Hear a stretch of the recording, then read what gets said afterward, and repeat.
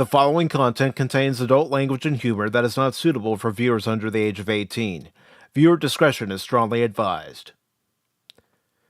The views and opinions expressed during the following video content are those of the individual and may not reflect those of others. Thank you.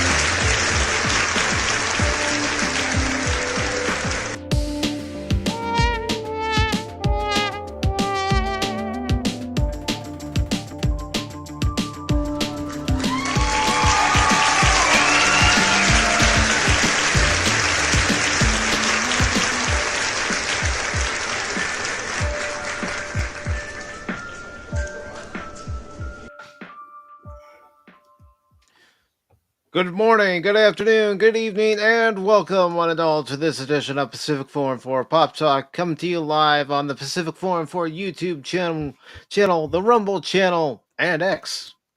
Yeah, Baron, we're on X, dude. Cool. Yeah, Gen Xers on X, man. Cool. As it should be.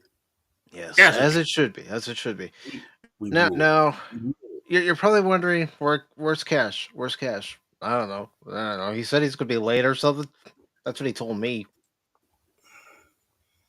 I mean, where's Cash? Really? You're asking where Cash is? Oh my God, who the hell cares?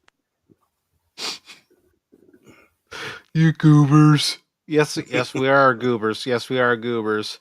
But welcome everybody to this edition of Pacific414 Pop Talk.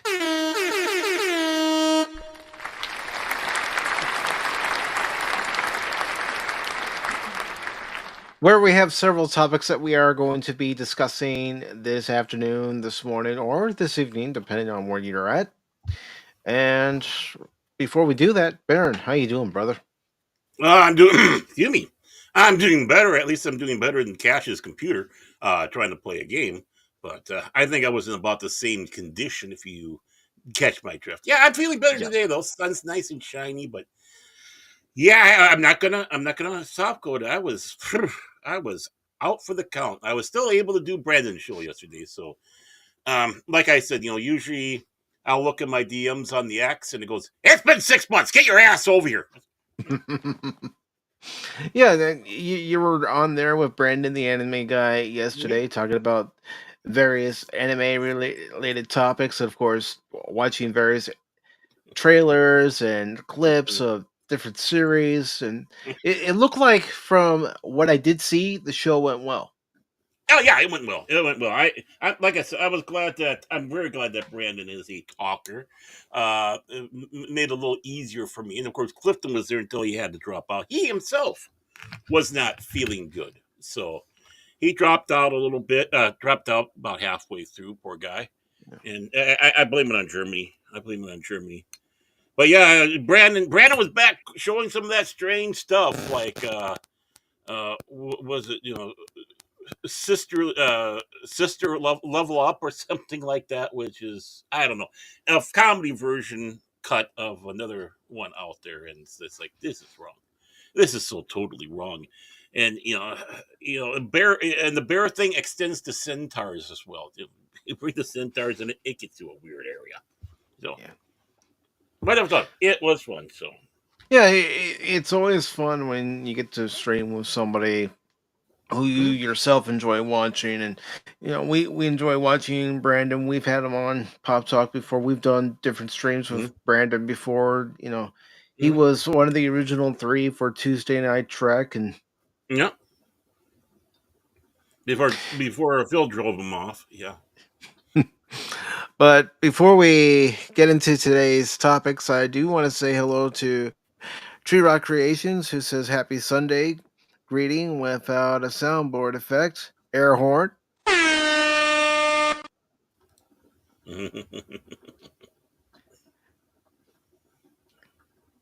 Blinded by their light, wrapped up like a blank. Yeah, I know maybe the light's a little too bright on my end, but I'm just trying to get the new camera working properly. And unlike the Look, old one, with the last time I tried to show you guys something, it's like, okay, it's not working at all. So trying to troubleshoot it, it still wasn't working. It's like, okay, it's shot. look how pale he is. I'm not He, that pale. It's mm, just the way the light is. Plus, I have other lights on too to mhm, bring me out a little bit more. Lights I used to use for the box score when I did mhm. it on the regular basis. But now he's coming out. He's got a I camera I, used I, wou- and it I works. would I I should wouldn't I read. wouldn't say coming out. It's just that you're gonna see more of my face during Pop Talk, not during the game streams. You don't need to see my face when I'm playing the game, especially the different expressions I make when I'm playing the game. Like, Those are precious. no, Those they're are not there. No, they're not. No, they're not. along No, with the no, rants, no. along with all the cussing, just to see the face, and boy, does that face turn red. You might be saying Yeah, about being yeah, pale, but yeah. It does. It does. I can't deny that. I can't deny that. well, then there's watching Cash doing it. And Tree Rock wants to know: Too did the bad you hamster drink. die in Cash's computer? Friday's stream, he was having a lot of issues. He didn't have any issues playing Marvel Rivals off stream with his GPU, but the moment he loaded up the game and started streaming, it started giving him issues. Yeah, he Richard geared his computer with a hamster. Yeah. And it's good to see Lady Mist. Good Sunday to you, Lady Mist. She also says hello to you as well, Baron. Hey, Lady Myth. She's so lovely and so nice, and she's got all the pretty little flowers. I like that. And Hey, in case you guys are wondering, why is he looking at the camera a lot? Because I got a monitor here, I got a monitor there, got a monitor there that I'm keeping an eye on things. there's the game. There's the game. There's the game. There's the game. There's the game. Yeah, yeah, a whole 360 view of the big game tonight. Anybody excited about the big game tonight? Eagles Really? versus the Kansas City Refs. Oh my God, who the hell cares? You're damn right. Look what I'm It's just sporting, Baron. it's time I'm for the ready. box I'm ready score. for baseball season. It's time for the box score right now. And we take a look at Wrigley Field, and my God, it's covered in snow. Back to you, Mike. My God, it looks cold there in Chicago. Oh, yeah, I like watching that Earth Cam, and when I come across Wrigley, they show Wrigley all the time, the front and the back or whatever, where the gambling part is, and then the main gates. And it's like us. Yeah, it shows the main gates, and then it shows their DraftKings building that Mm, they built a couple of years ago. And a lot of fans were like, "Why do we need that? Why do we need an eyesore there at Wrigley?" yeah, well, as Phil would say, the ivy is an eyesore. So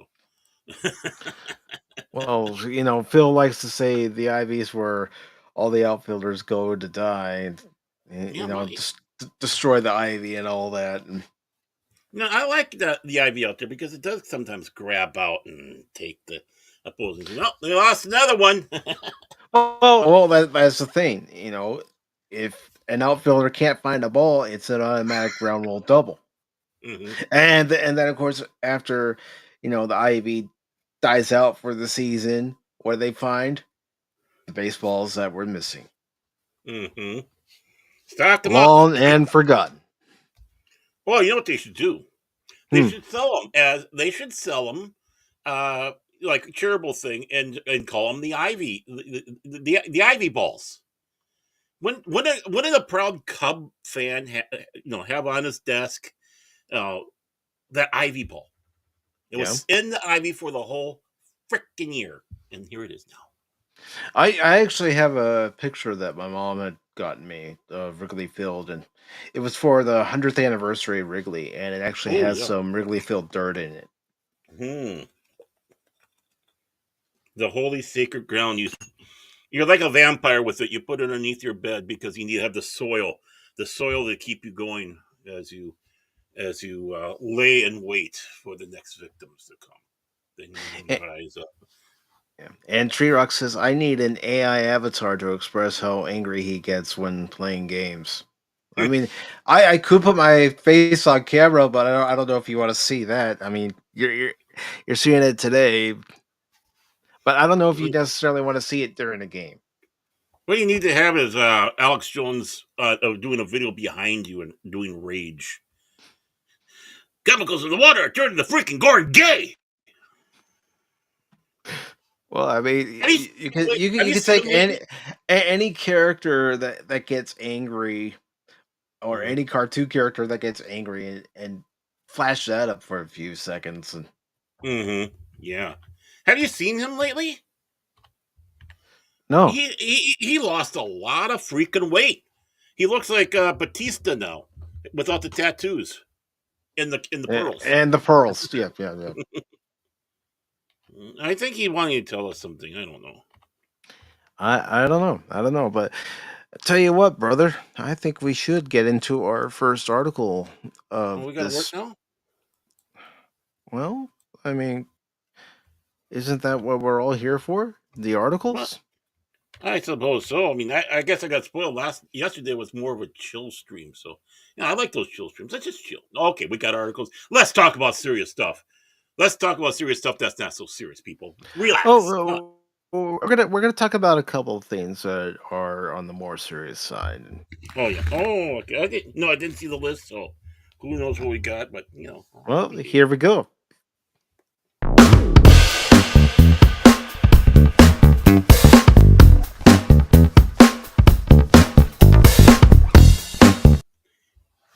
I got things like that too. If Cash would ever get back to doing cranky old fans, but I'll get back to you, Mike. Yeah.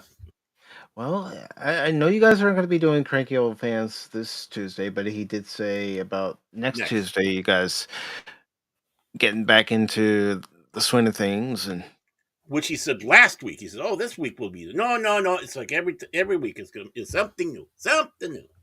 Yeah, I'm going to get my mani pedi. Yeah, he's got to get his hair done. He's got to get his hair done. no chin buffing. Well, that too. He's got to get his chin waxed. It's all the chin hair. But we had this article from Bounty in the Comics, which was posted on the 5th. It's by Ryan Pierce. U.S. Copyright Office declares generative AI can't be protected by copyright. The come on, Mike. The res God, why is it that certain words they just twist your tongue? Requisite? Is that what you're Thank looking you, for? Baron. Thank you. That's the word I was trying to say, but my tongue wasn't cooperating. I barely got it out myself, so don't feel bad. Level of creativity is extremely low. All right, so it says the U.S. Copyright Office has declared that the product of generative AI can't not be protected by copyright due to its lack of originality and human author. Wait a minute. Wait a minute. Okay. I know we got to get through the whole article, Right. but when you're putting in prompts Mm-hmm. and telling the AI, this is what I want, Yeah. isn't that using some sort of creativity? Well, not only that, but having to do it over and over again to get that look that you want. Mm-hmm. And then after that, shaders and coloring and stuff like that. The little add-ons afterwards. So there is, I think. Mm-hmm. Again, I call it a hobby. I call it a hobby, but Yeah, yeah, yeah, there's definitely. I mean, as it goes for quote unquote, is it real art? Well, I think anything can be art, but it's just nice for schmoes like us to be able to make nice images. Excuse yeah. me, pour myself a or cup of tea or here. use Suno and create Mm-hmm. tracks, and Mm-hmm. keep messing around with the tracks until you get one that sounds how you Oh want it to yeah, sound. yeah. I mean, rarely does that one uh happen on the first one. I got lucky when I did the a prog rock of the Lord's Prayer in Latin.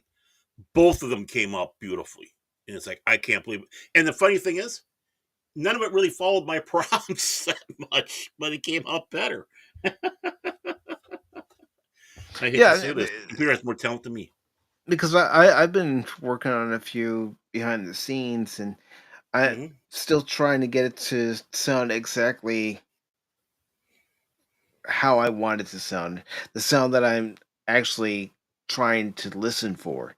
Even putting in the prompts of, what kind of, you know, genre I want it to have, whether it be Hmm. pop rock or, that 80s hairband rock, Oh yeah. something like that. Oh yeah. Exactly. Exactly. And eh, I mean, it's not as easy per se if you're trying to be a perfectionist because you're dealing with the uh basically you got two minds fighting over the other thing, your ideas and the computer's ideas, if you want to call the Hmm. computer having a mind. I don't know. Mm, that's some good teeth. But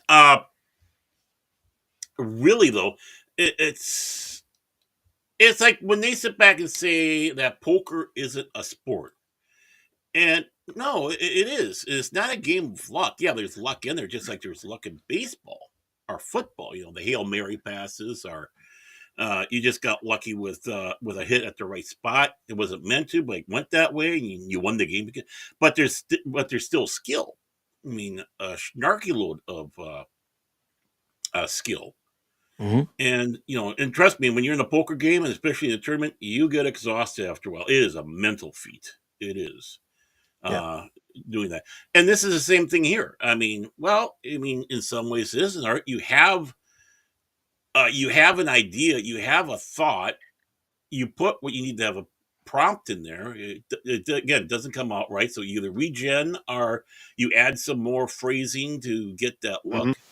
So it is an art, uh, I think, but I would never go out and sell it.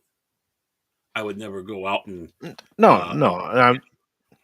The songs that you and I have created on Suno, mhm. I'm not selling mine. You're not selling yours. It's No. free to use if somebody wants to use it. And Yeah, I mean, I told DJ the other day, hey, whatever you want, I'll give it to you. Just let me know. I even got stuff that doesn't have that's not in there. So I mean, but it's fun. I mean, honestly, if it takes time and you're trying to use that eye, Mhm. is it much? Is doing your art on a computer, with the drawing and stuff like that, is that real art thing compared to actually doing it on canvas or paper Mhm. or what? I mean, you can get this argument going all over the place. You can. And before we continue with this topic, I do want to say hello to. Anonymous. Anonymous. Anonymous.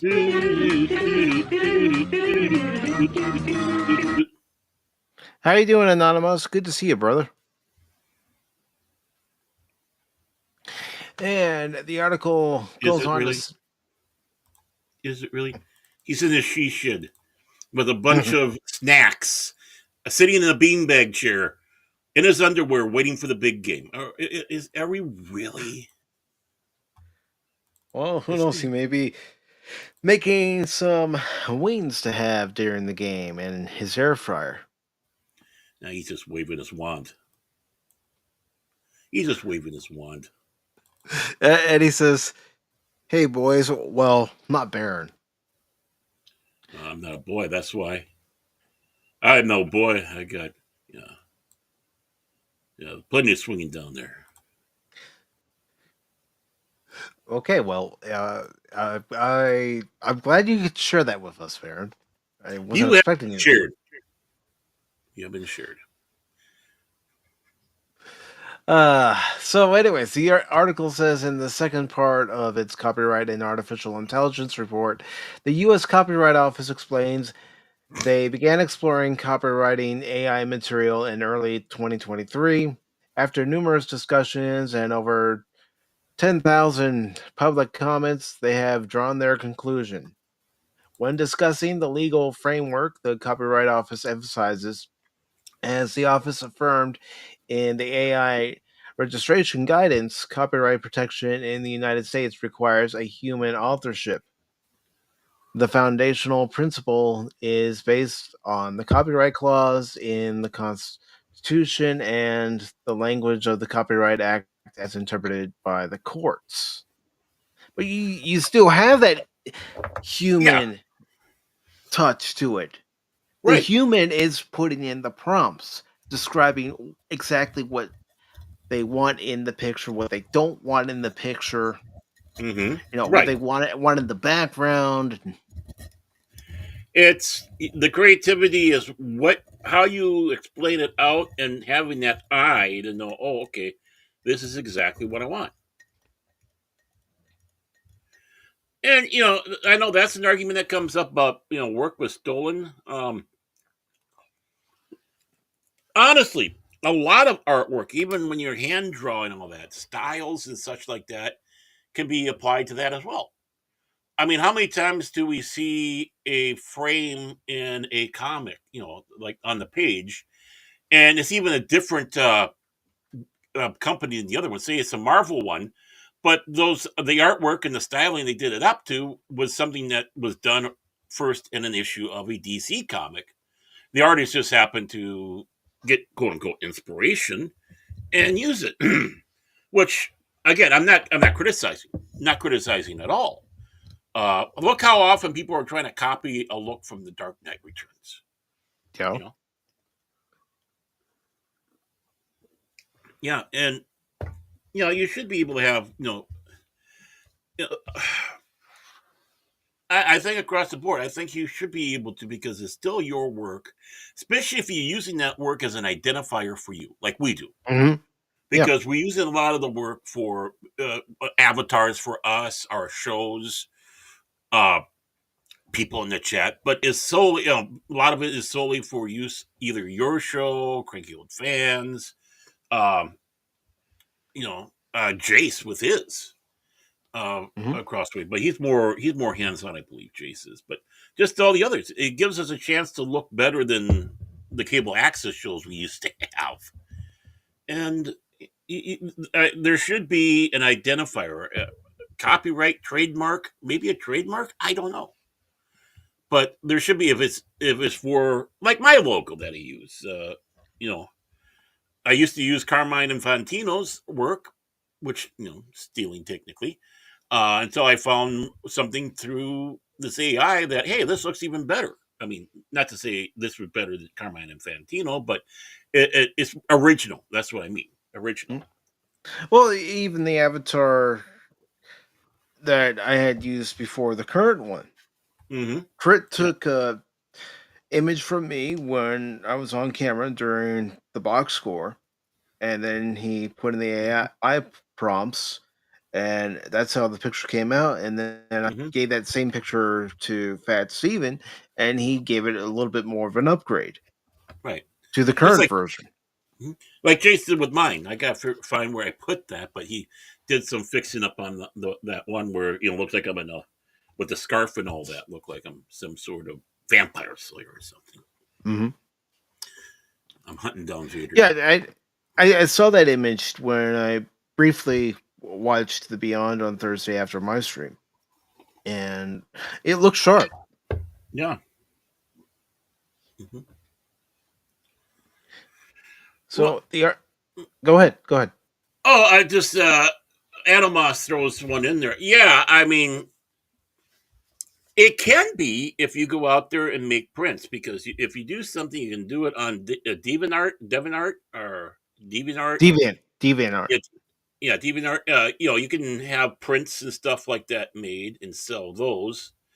Uh, in some ways, again, if you have it like Mike decides to put out some a limited run of Pop Talk using AI, um, that could be worth something. I know you'd buy about 4 or 5 animal, to have in the she shed.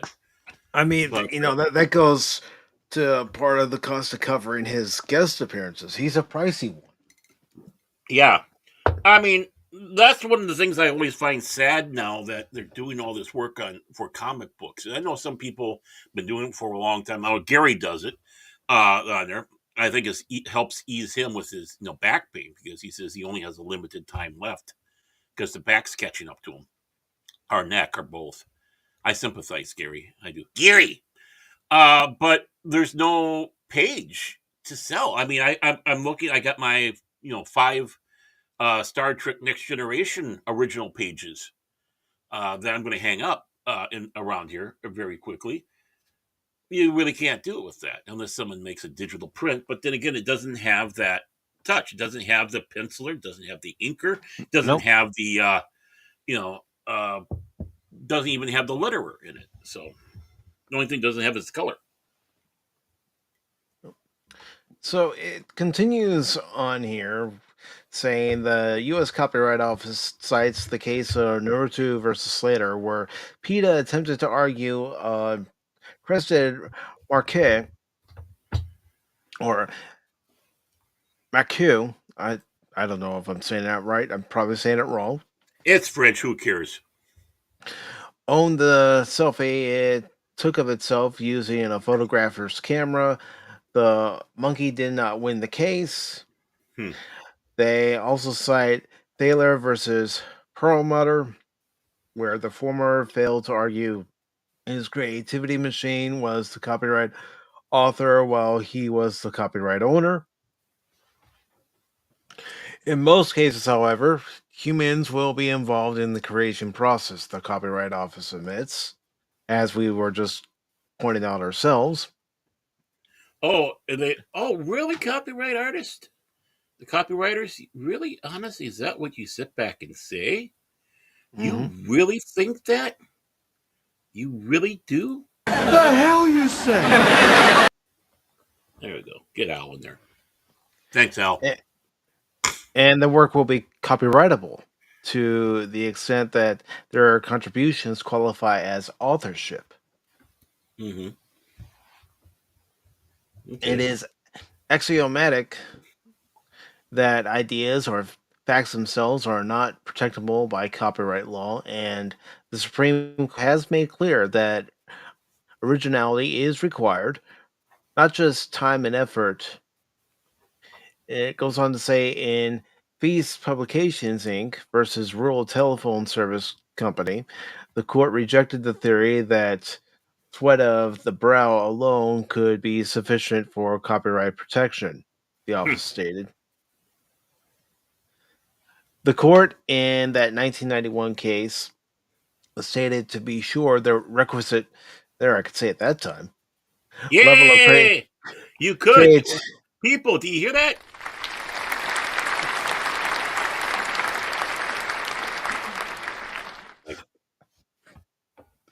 Anyways, the requisite level of creativity is extremely low. Even a slight amount will suffice. The vast majority of works make the grade quite easily as they process some creative spark, no matter how crude. Goes on to say humble or obvious. It, agreeing there is a difference between using AI as a or as a stand-in for human creativity. The U.S. Copyright Office shared some of the comments they had previously received.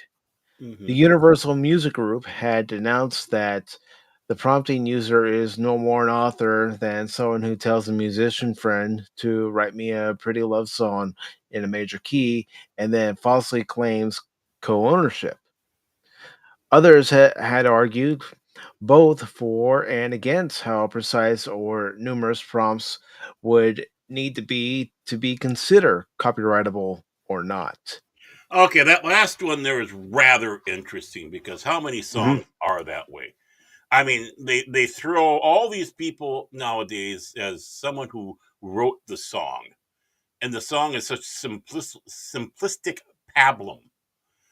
Mhm. But Or what now, about Taylor Swift and her numerous breakup songs? yeah, I mean, copy paste there. But the thing is everyone talks about Lennon and Lennon and McCartney.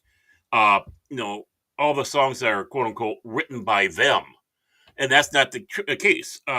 There might be some, but Lennon and McCartney came to an agreement when they first started out that no matter who writes the song between the two of them, uh, it will be credited for both of them.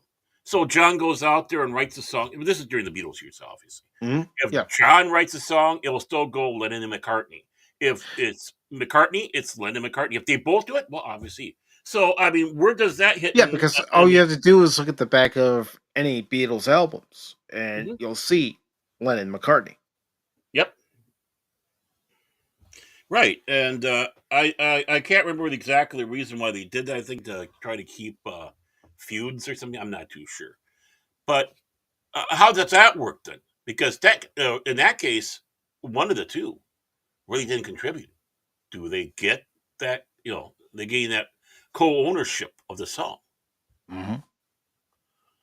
Uh, a person comes out with an idea, and I tell you, a lot of people come out and when they're doing that prompting an author out there just to write, that little line really doesn't happen. It's usually a lot more. I want to have a song that's in this type of style. I would like to have it from the perspective of the woman. Let's keep the instruments. Just like you're telling Suno to do the long prompting. Well, if you're Mhm. getting into the exact details of how you want the song, but you just don't have the skill to put it together. Like Jackie Gleason, he couldn't read a note of music, but yet he had his own orchestra that he conducted. Mhm. Uh, it's that type of thing right there, and even maybe hum a little jaunty thing that I like that. This sound, which of course a musician would normally. Oh, okay, I know what you're wanting to get there.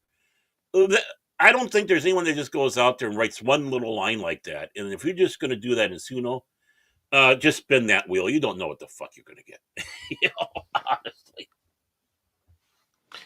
So the article continues with the office concludes that given current generally available technology, prompts alone do not provide sufficient human control to make users of an AI system the authors of the output, the U.S. Copyright Office declared.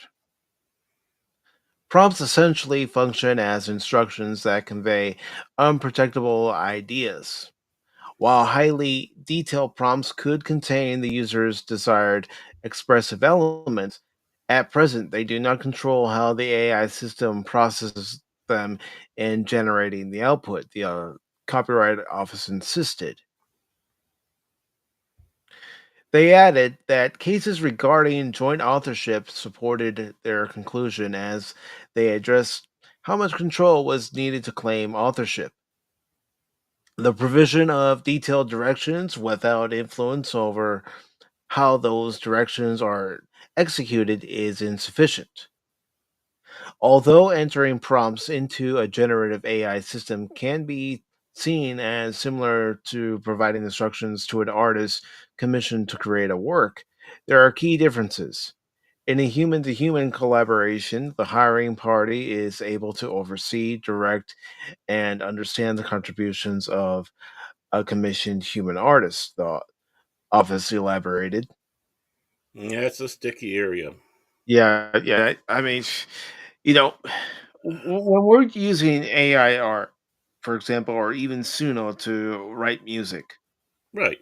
we will keep adjusting and readjusting, like you had previously said, putting in more detailed prompts to get the exact look that we're looking for. Hmm. Yeah, or to hear exactly. Mhm. And when you're doing it, the quote unquote human to human, it doesn't necessarily. Again, you start. That's where you start having the guy who's doing it from your explain what you want to have. No, I don't like it. No, no, no, you're like this. No, I don't want this in there. Well, I'm writing a song. And it's like, well, I came up with the idea. I mean, you got that even with flesh and blood. And like Rock was saying there, and hi Chase, how you doing, buddy? Ghost writers versus AI writers. Just like we said, when we're reading articles, it's like, this seems very AI-ish. Mhm. And it's like, okay, the author put these prompts in and made the article because it's when you sit back and say, I'd rather listen to Kamala Harris than read this crap. Um, I mean, right there. That's a case of a faulty AI. Kamala Harris is her word salad. Well, you put any politician in their word salad. Oh, yeah. But by the way, have you been unburdened by what has been? It Just depends on asking. what game. It depends on what game I'm playing. No, we are the fact that we don't have cash, so we have been Yeah. unburdened by what has been. We all know what cash is doing right now. We know. Ah! It's not a liquid! It's a great many pieces of solid matter that form a hard floor-like surface! Ah! Well, and this kind of comes into the other kind of parallel. This question here, and I honestly don't know the answer. Maybe you do, Mike. How did that go? How does that go with memes? Because you have people going out there now and trying to do their version of a copyright on the meme.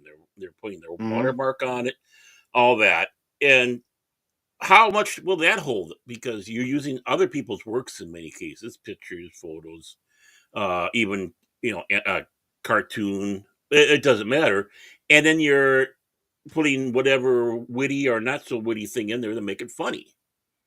So, uh, And here's another thing. Well, let's bring in the aspect of what we're doing right now. We're broadcasting on YouTube, Rumble, and X. yeah. Hi guys. Nothing's going to stop somebody, even if we have something checked in a box on the YouTube side saying we will not allow people to remix our videos. Nothing's Yeah, going to stop somebody from using OBS or Slobs or any other tool to actually get the video and then remix it to the way they want to. yeah. Fetch for Her does that for Raymond all the time over at King Dolphin. It I suppose it's how you use it too. I mean, Hmm. using it for them or whatever. That's just a fine and dandy. But when you start taking and using, again, you start getting into that weird area. Now, I'm one of those who believes that no one should ever watermark their memes. They should just be thrown out into the wild and then see how they go. Because that's the new folklore. That's the new, a true folk song. A true folk song, besides style, a true one, you do not know who the authorship is. It's just something that someone did somewheres and people liked it and started, singing it, maybe making some tweaks along the way going for whatever specific thing there is. But it's like the true for the people, Hmm. the true for the people, and that's the meme. When you're putting it out there, it's just egotism if you put your watermark on there compared to what memes is supposed to be. Gorilla basically satirizing, or poking fun, or making a point. And so, how does that go with copyrights compared to this? And some memes are CGI or AI.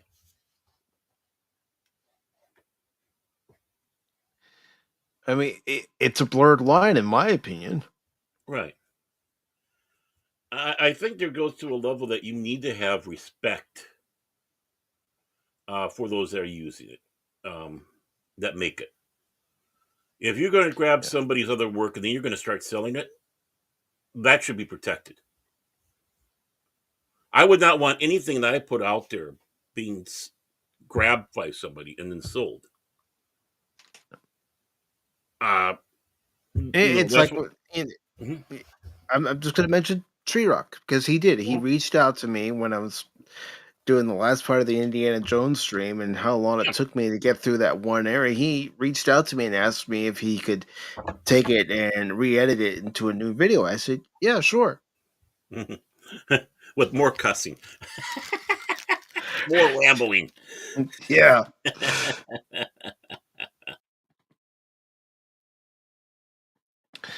But as we go further into this article, and DJ, no, no, no, no, no, no, no, no, DJ, listen to me and listen to me carefully. You too, Jace.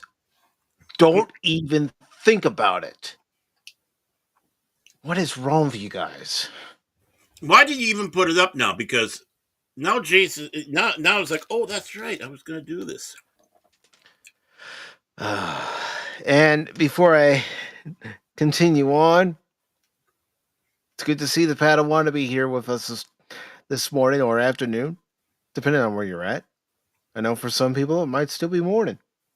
Mm. Afternoon here. You know, Afternoon here. DJ, what you need to do is have a nice big tattoo across your chest that says "Turtles." There you go. Trust me, I have told Jace this many times when he's starting to get a tattoo that's a specific form for.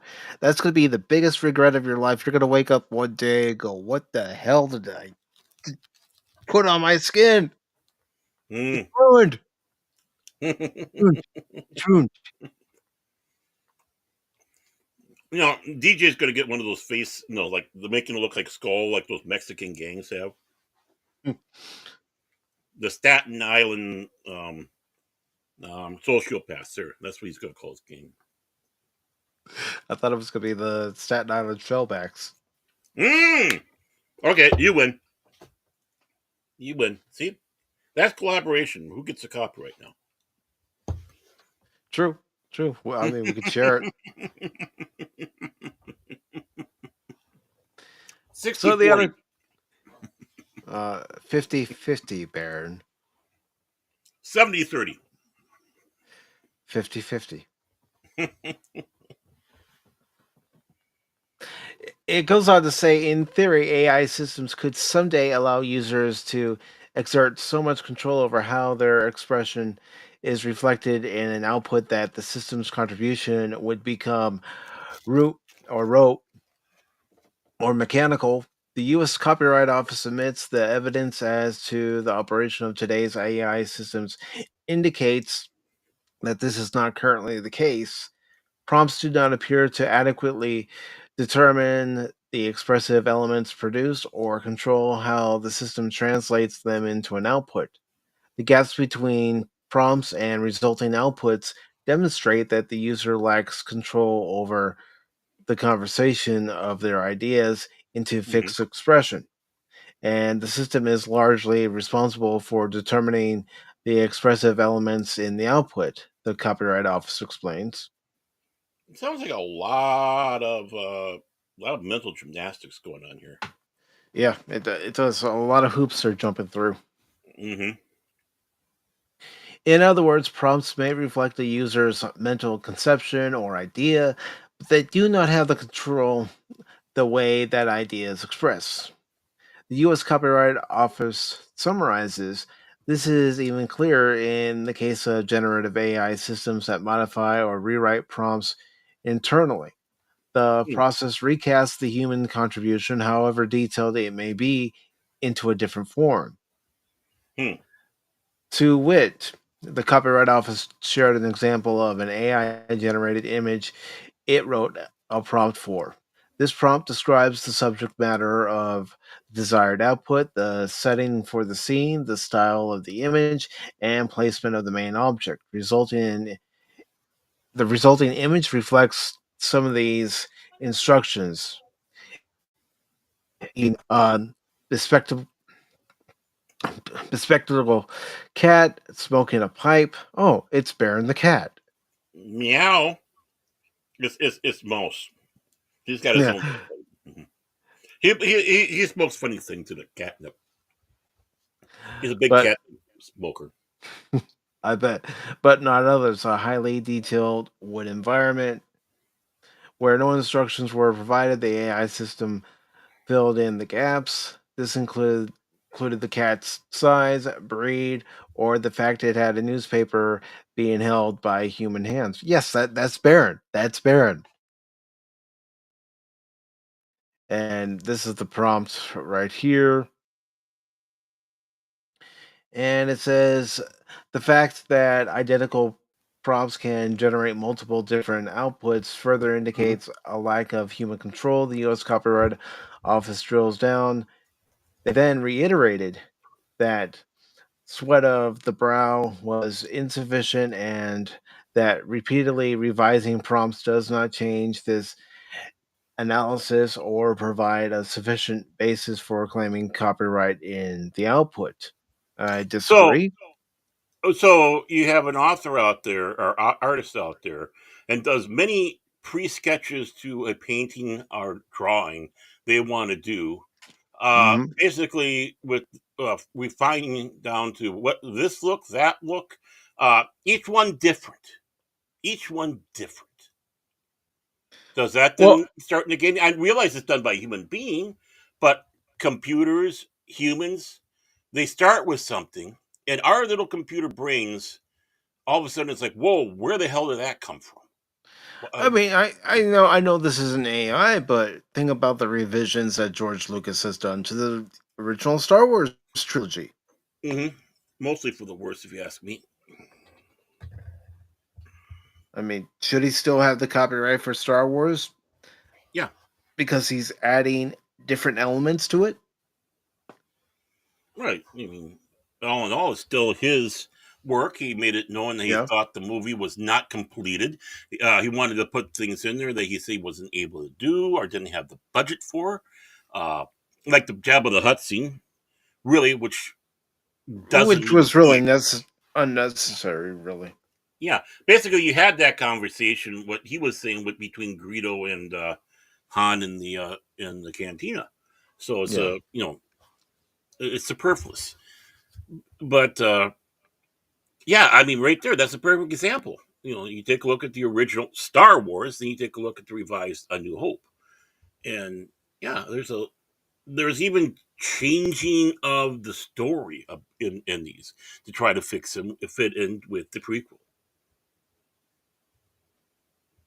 Hmm. And I'm just catching up the comments here real quick before I continue on with the article. And DJ says exactly turtles on one arm, Pop Talk on the other. He's going to have sleeves, and you're going to have Cash, Mike, and my faces tattooed along the pop talk as pirates. Arr. And DJ says it's only a regret if you change the logo again too soon. Well, one thing about the Pacific414 logo, I try to keep the same. I Mhm. might change the coloring and everything, but I try to keep it with the same look. But that arm now becomes a classic. A look Yeah. back in time. You are Oh, now look, worth something. look, DJ's now a collectible. Yep, there you go. Unfortunately, you're not in the original packaging. Your mom's very happy about that. But still, you're collectible.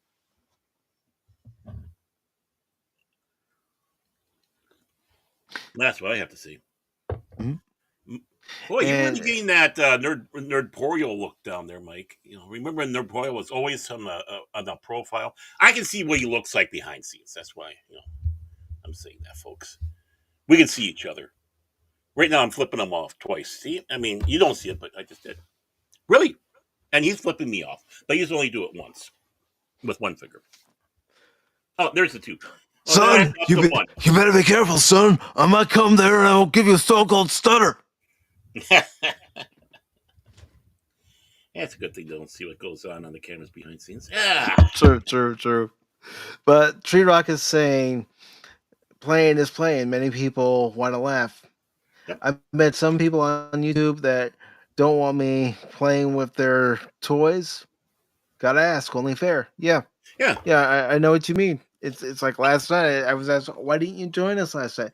Because I don't want to show up unannounced. I like to ask first. Mm-hmm.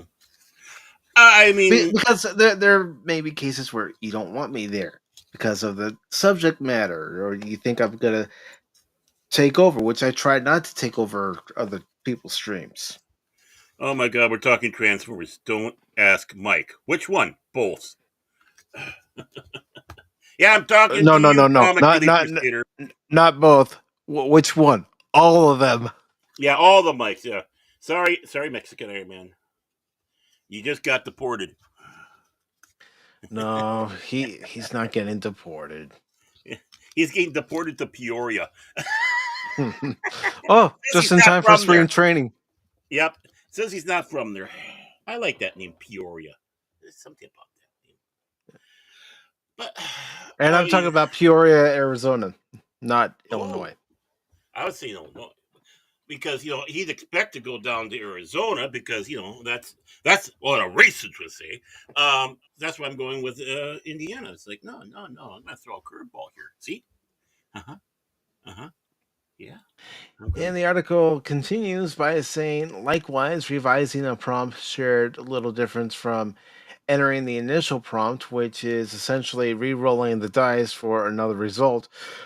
No matter how many times a prompt is revised and resubmitted, the final output reflects the user's acceptance of the AI system's interpretation. Well, that's the same thing when you send in what you want to an artist and they send back to what they've come up with, and you go, no, I want this, this, and this.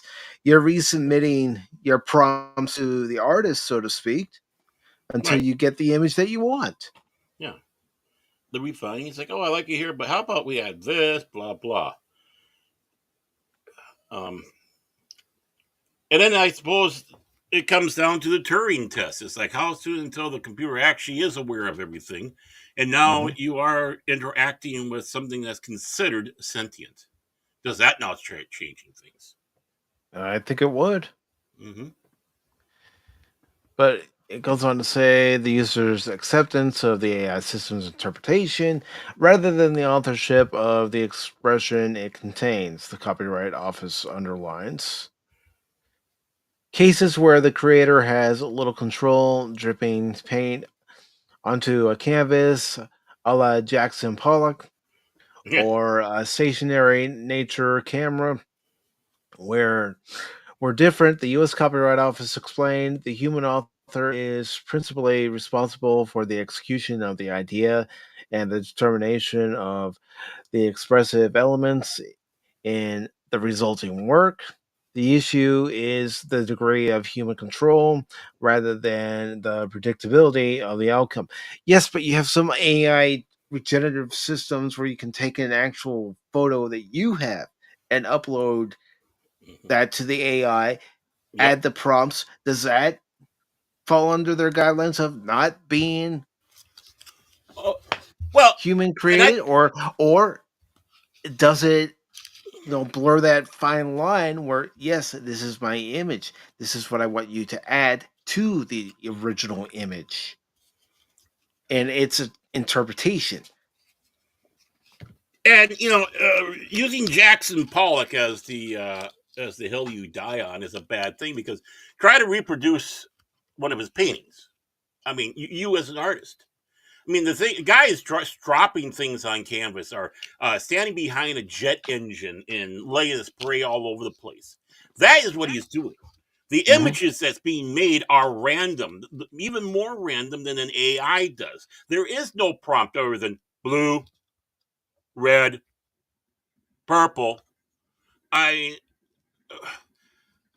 I, I know this is going to sound pretentious. I don't consider Jackson Pollock an artist. I just consider him a bullshit artist who basically let's do a bunch of heroin, then pour paint on something. And when I saw this article, I thought this would be a good discussion on Pop Talk, because it wouldn't just be our input and our views on AI and whether it could be copyrightable or not, but get everybody involved.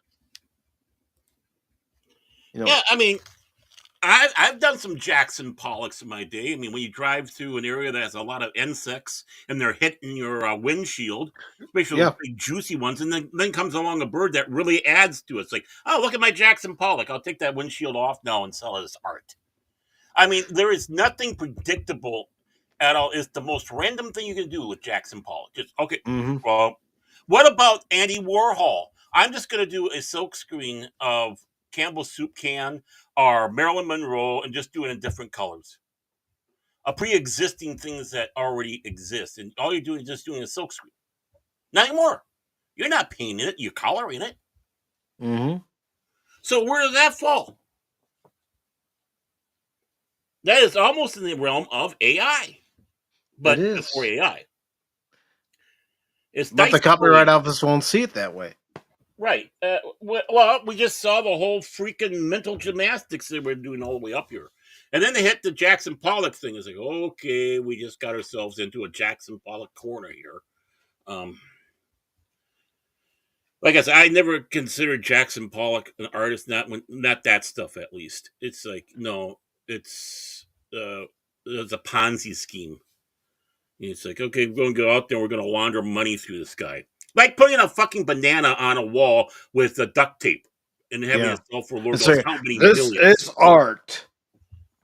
I mean, you see sculptures and you're going, what is that supposed to be? Tortured sheet metal. Yeah. Then you see But the works by Da Vinci or Michelangelo or these others. mhm. It's like, whether they're doing drawings or the actual painting, Or even sculpture. even Van Gogh. Oh yeah, yeah. It's Toulouse-Lautrec. Mhm. And he had a knee-high view of everything because of his whole problem. Um, yeah, a poor attempt at a joke. It's copyright off. Doge, talk to these fuckers. Come on, Elon, knock on their door. So it says authorship by adoption also fails as providing instructions to a machine and selecting an output does not equate to authorship. There may come a time when prompts can sufficiently control expressive elements in AI generated outputs to reflect human authorship. The Copyright Office admits if further advances in technology provide users with increased control over those expressive elements, a different conclusion may be called for. On the other hand, technological advancements that facilitate increased automation and optimization may bolster our current conclusions. Huh? It's just a bunch of gobbledygook They have there. been unburdened by what has been. That's what it is. So that's what Kamala's been doing since she's out of the office. Mhm. The U.S. Copyright Office added that expressive inputs, such as asking an AI to modify your work, are not prompts but are akin to derivative work. An author may also modify material originally generated by AI technology to such a degree that the modifications meet the standard for copyright protection on a case by case basis. So basically, if they deem it worthy enough, they Right. may That's put it under copyright protection. Yeah. This is subjective bullshit. There is no conclusive ruling on here. This is a bunch of cowards. They don't want to go one way or another because they're going to be afraid to piss off whoever. Because you have such a rabid anti AI group out there. And then you got the people who do the AI that says, hey, we're just doing this front, just shut the front door. But Yeah. we want to have a little protection on what we do. We're not lazy. There is more to this when you're doing the prompt. Okay, can you copyright a computer program? Because that's in a sense what you're doing. I mean, if they say no on that, well, then you have a lot of computer programs that were copyrighted in the present and in the past that need to lose their copyright. Right. I mean, virtually all games. Mm-hmm. And Lord knows they get tweaked. We're tweaking it. Well, I guess that doesn't count because you just Yeah, tweaked. we're adding a new patch. We're adding this level to the game now, or we've tweaked this. Stellar Blade, for example. Yep. Day one patch where they changed the costume. Mm-hmm. Mm-hmm. Right. I mean, it's a simple way of saying is when you're doing prompting, in a sense, you are doing some form of coding. You're just not having all the numbers, slashes, Mm-hmm. all that other fun stuff. Especially when you were doing DOS back in the day Yeah, on Apple II. that was a But pain. yeah, it wasn't high res, low res. So you had to make sure you put that in the code. High res, low res depends on how big the block is, and it depends on the computer can actually handle the low res. Um, yeah, now you're getting to a sticky area because now stuff that you did to and you're going in there and making changes. You're looking at a painting you did, and something's not quite right, and you go in there and you do the various changes. What does that do now? Yeah. Does it negate it? I mean, the author has full control over their work until they sell it. Then it becomes property of somebody else. But up till then, as in their uh, possession, and they do changes, what then? Hmm. Art is always going to be changed in one fashion. There's never an artist out there who's happy with what they've done. No No, one. there's Oh, I always could going have to done be this one some better. revision. Right. Or the fact that they just got to sit and stew because what you think is a brilliant song, it's like, no, it's got problems here. It got problems here. I wish we could have done it, but now that it's out there, it's really hard to do these changes. Okay. Same thing with art. Same thing with television. Same thing with writing. Uh, Nobody is 100% happy with their work, and the same thing with people that do that, do AI prompting. Congratulations, he just entered in the club of frustrated. It's not quite getting there. Hmm. And I know this is probably a joke from an anonymous, but I am taking it to a serious level too. You know, we need to start giving credit to printers Yeah. if this is their standard. The printers are providing the various colors you need for that sheet of paper, whether it be a photograph or you Mm-hmm. know, and any sort of graph that you're printing out. Mm-hmm. If you're printing out a world map, it provides the colors for that. If you're printing off an image from the internet, it's duplicating that image, copying the colors. Yeah. So,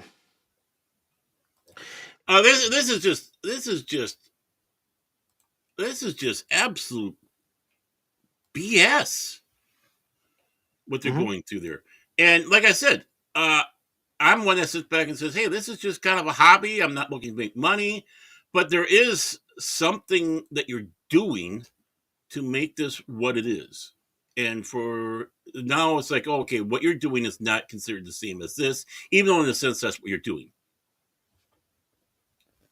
Like I said, they're picking and choosing what meets their requirements. Yeah.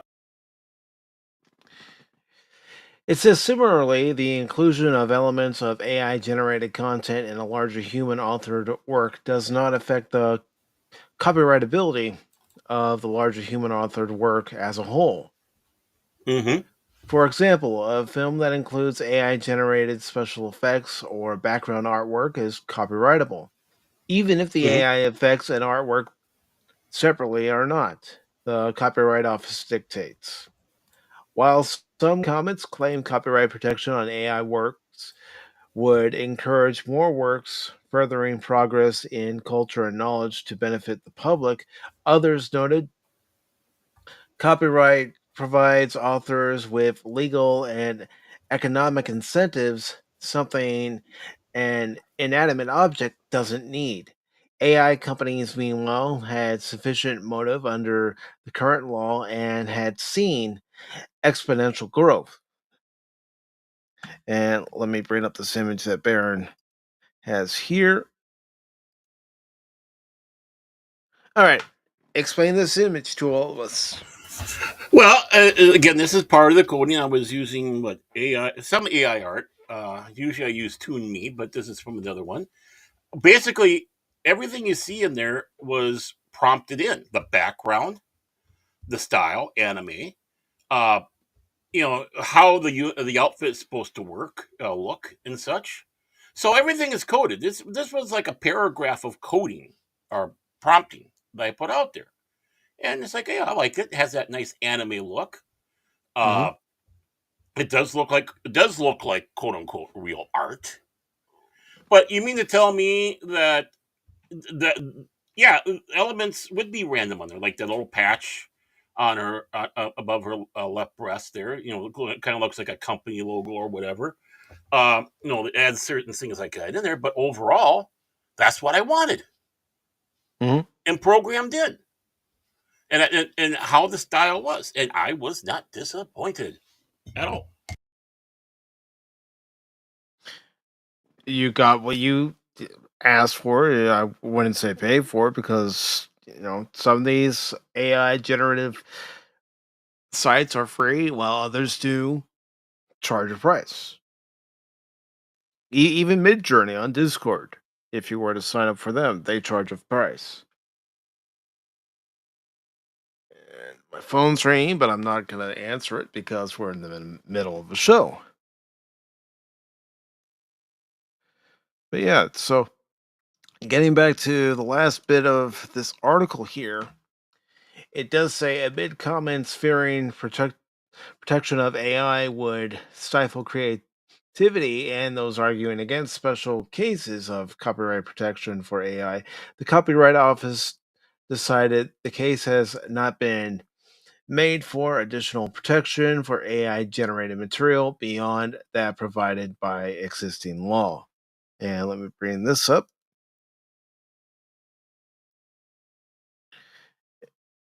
And Baron, I think you're muted. Yeah, you're absolutely right because the long suffering came by. That's why you were not reacting to what I was saying. Okay, yeah, the long suffering came by. She was leaving for work. But yeah, I mean, there's another one. Look how that all came out, and that's all prompting. Mm-hmm. Artificial arms and cybernetic look, the umbrella and the rain. It really. You mean to tell me that what I put in for prompt wasn't anything? That's exactly what they're telling you. Yeah. That's exactly what they're telling anybody who uses AI. Right. Again, I'm not silly. I think that's the thing they want to punch down. If you copyright, then it comes down to that printing thing, and who gets the money, who gets the follow the money, because there Mm-hmm. are people that do sell these. I mean, you go on Deviant Art and you see $5 for a print of this, $25 for that. It's like it's AI. I'm not going to buy AI. I'm not going to sell AI. No, And mhm. not unless it's a hand drawn picture Oh that yeah, you did yourself. yeah, if it's a really a hand drawn picture, and basically maybe they're selling the original one to you, or it was a piece that was commissioned, or it's a photograph, person going out there and doing their photography, and a really nice one you like to have framed in your house. Um, he's no Ansel Adams, but hey, his is more natural. And Tree Rock is saying I use Midjourney. It's Hmm. n- not that great or accurate, especially with two characters in one scene. No, none of these AI generative art sites are perfect. You could ask for a single person in an image, and sometimes you'll get you know the single person plus three or four more heads. Yeah, right. Yeah, I don't like Midjourney. I mean, I used my free I stuff used it. on it, and I used it in the beginning, when it was yeah, free, but I was just playing around with it, having fun with it. I wasn't doing it for anything serious. yeah, we're mocking each other. This is what we're doing. Hey, let's make Crit look like this. Hey, let's make Paul look like this. Hey, let's Yeah, make Cash. y- You know. you had an image that Crick created where you look like a Wookiee. Yep. It Eh, actually looks like a midget one, so it's like a Ewok yeah, Wookiee mix. yeah, and even the avatar that I used for a while, and Steven upgraded it. Well, that one on the left eye, there was an eyepiece that made me look like some evil mad scientist Yeah. because I was cybernetic. You were Doc Pop in that image. Yeah, I was. Although I didn't really use that moniker too much. Mhm. You should. Well, you got stuff that still has it. I mean, there's that one. Yeah, of course I still have it. Of Yeah. course I still have it on my hard drive. Yeah. To me, you'll always be Doc Pop. but Always. we've got our next story coming up here, and hopefully DJ No, Ronnie boy. G is still around. So Yeah, I I think know this he is is. one that will interest him.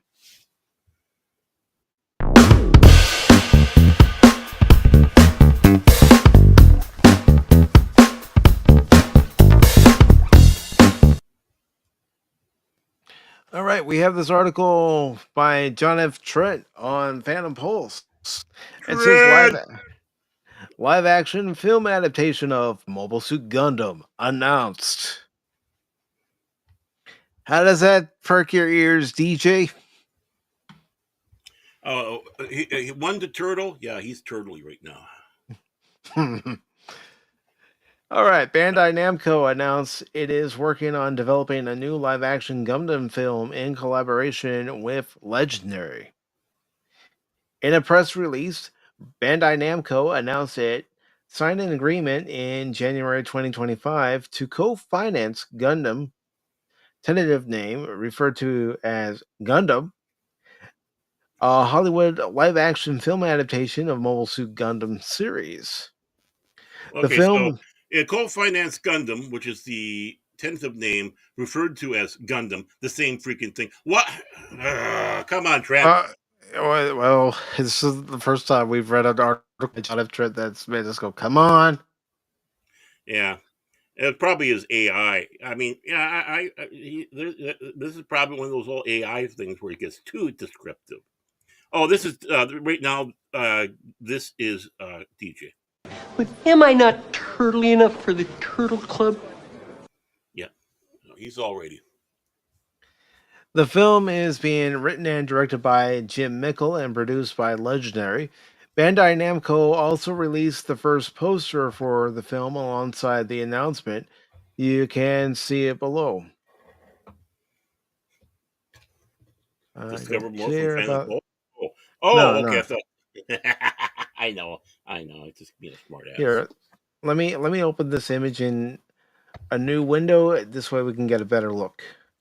A new window for us to enjoy. Don't you see?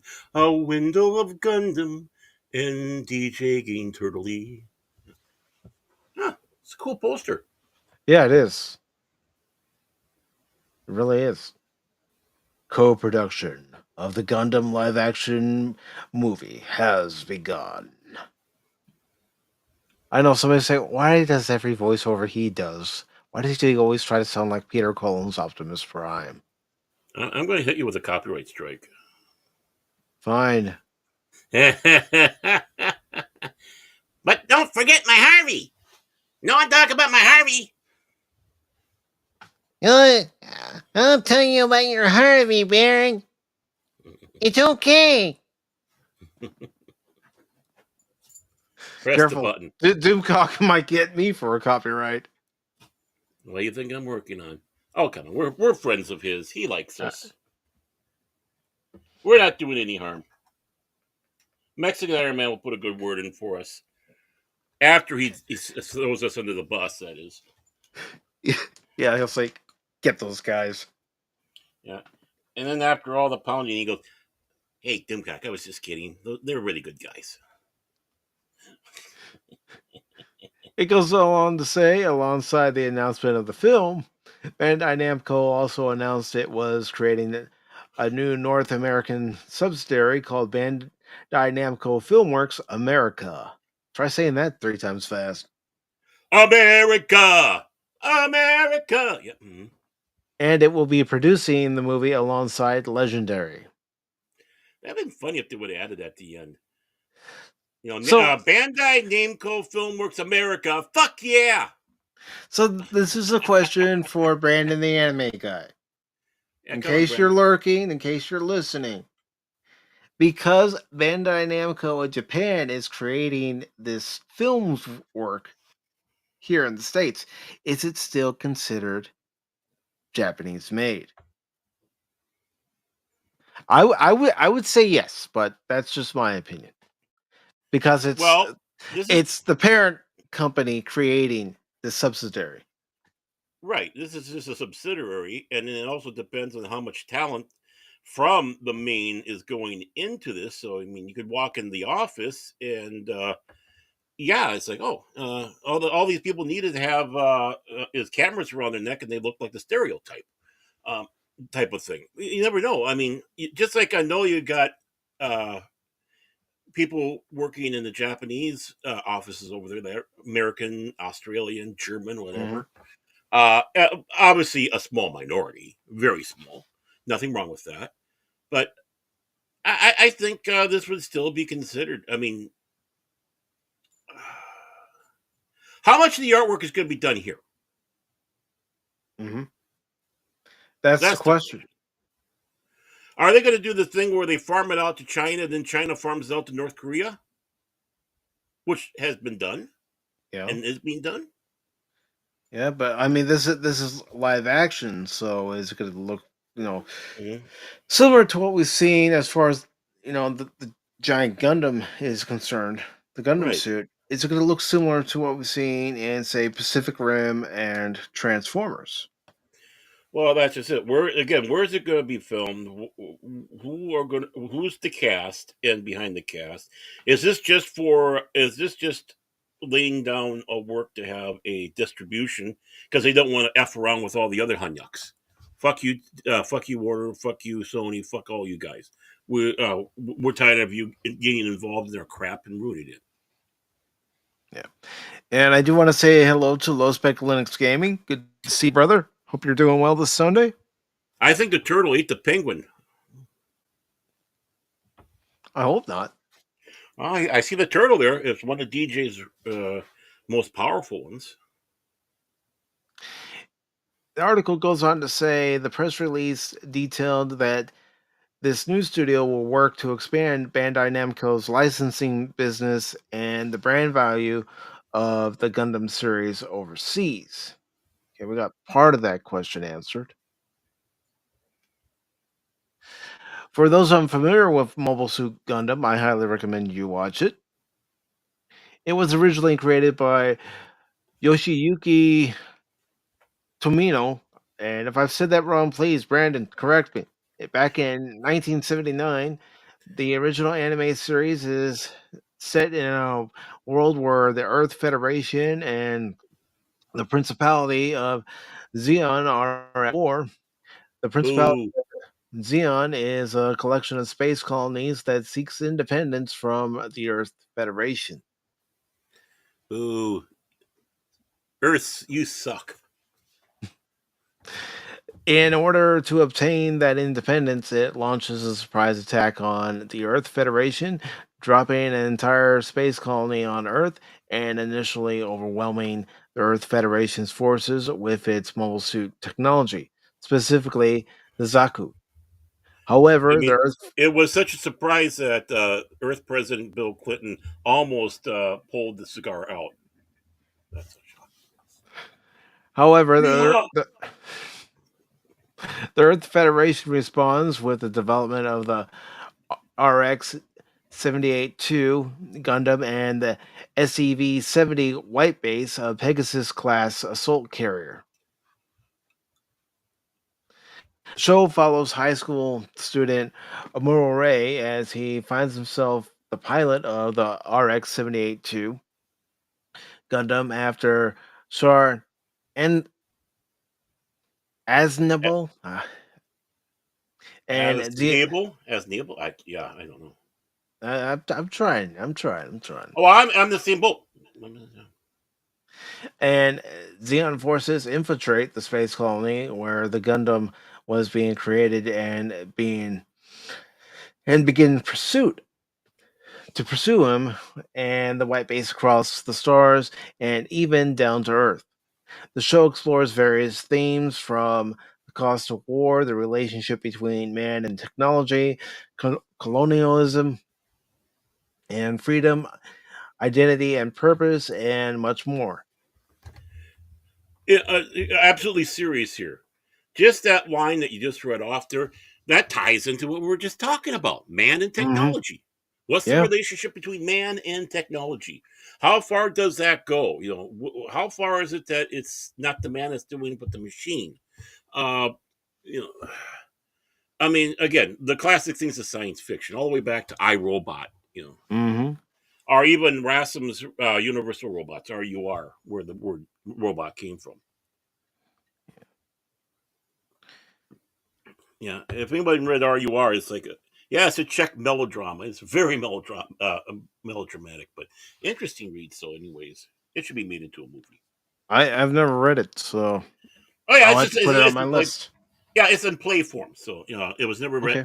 done as a book. It was a Czechoslovakian play, and of course, the quote unquote androids or robots in there are almost like the ones in Blade Runner. They're like flesh and blood constructs, not machine per se. And yeah, it's an interesting read. I mean, it should be take. I think someone should take it. It's an open domain. Heck, we had the ability to do it in the animated form.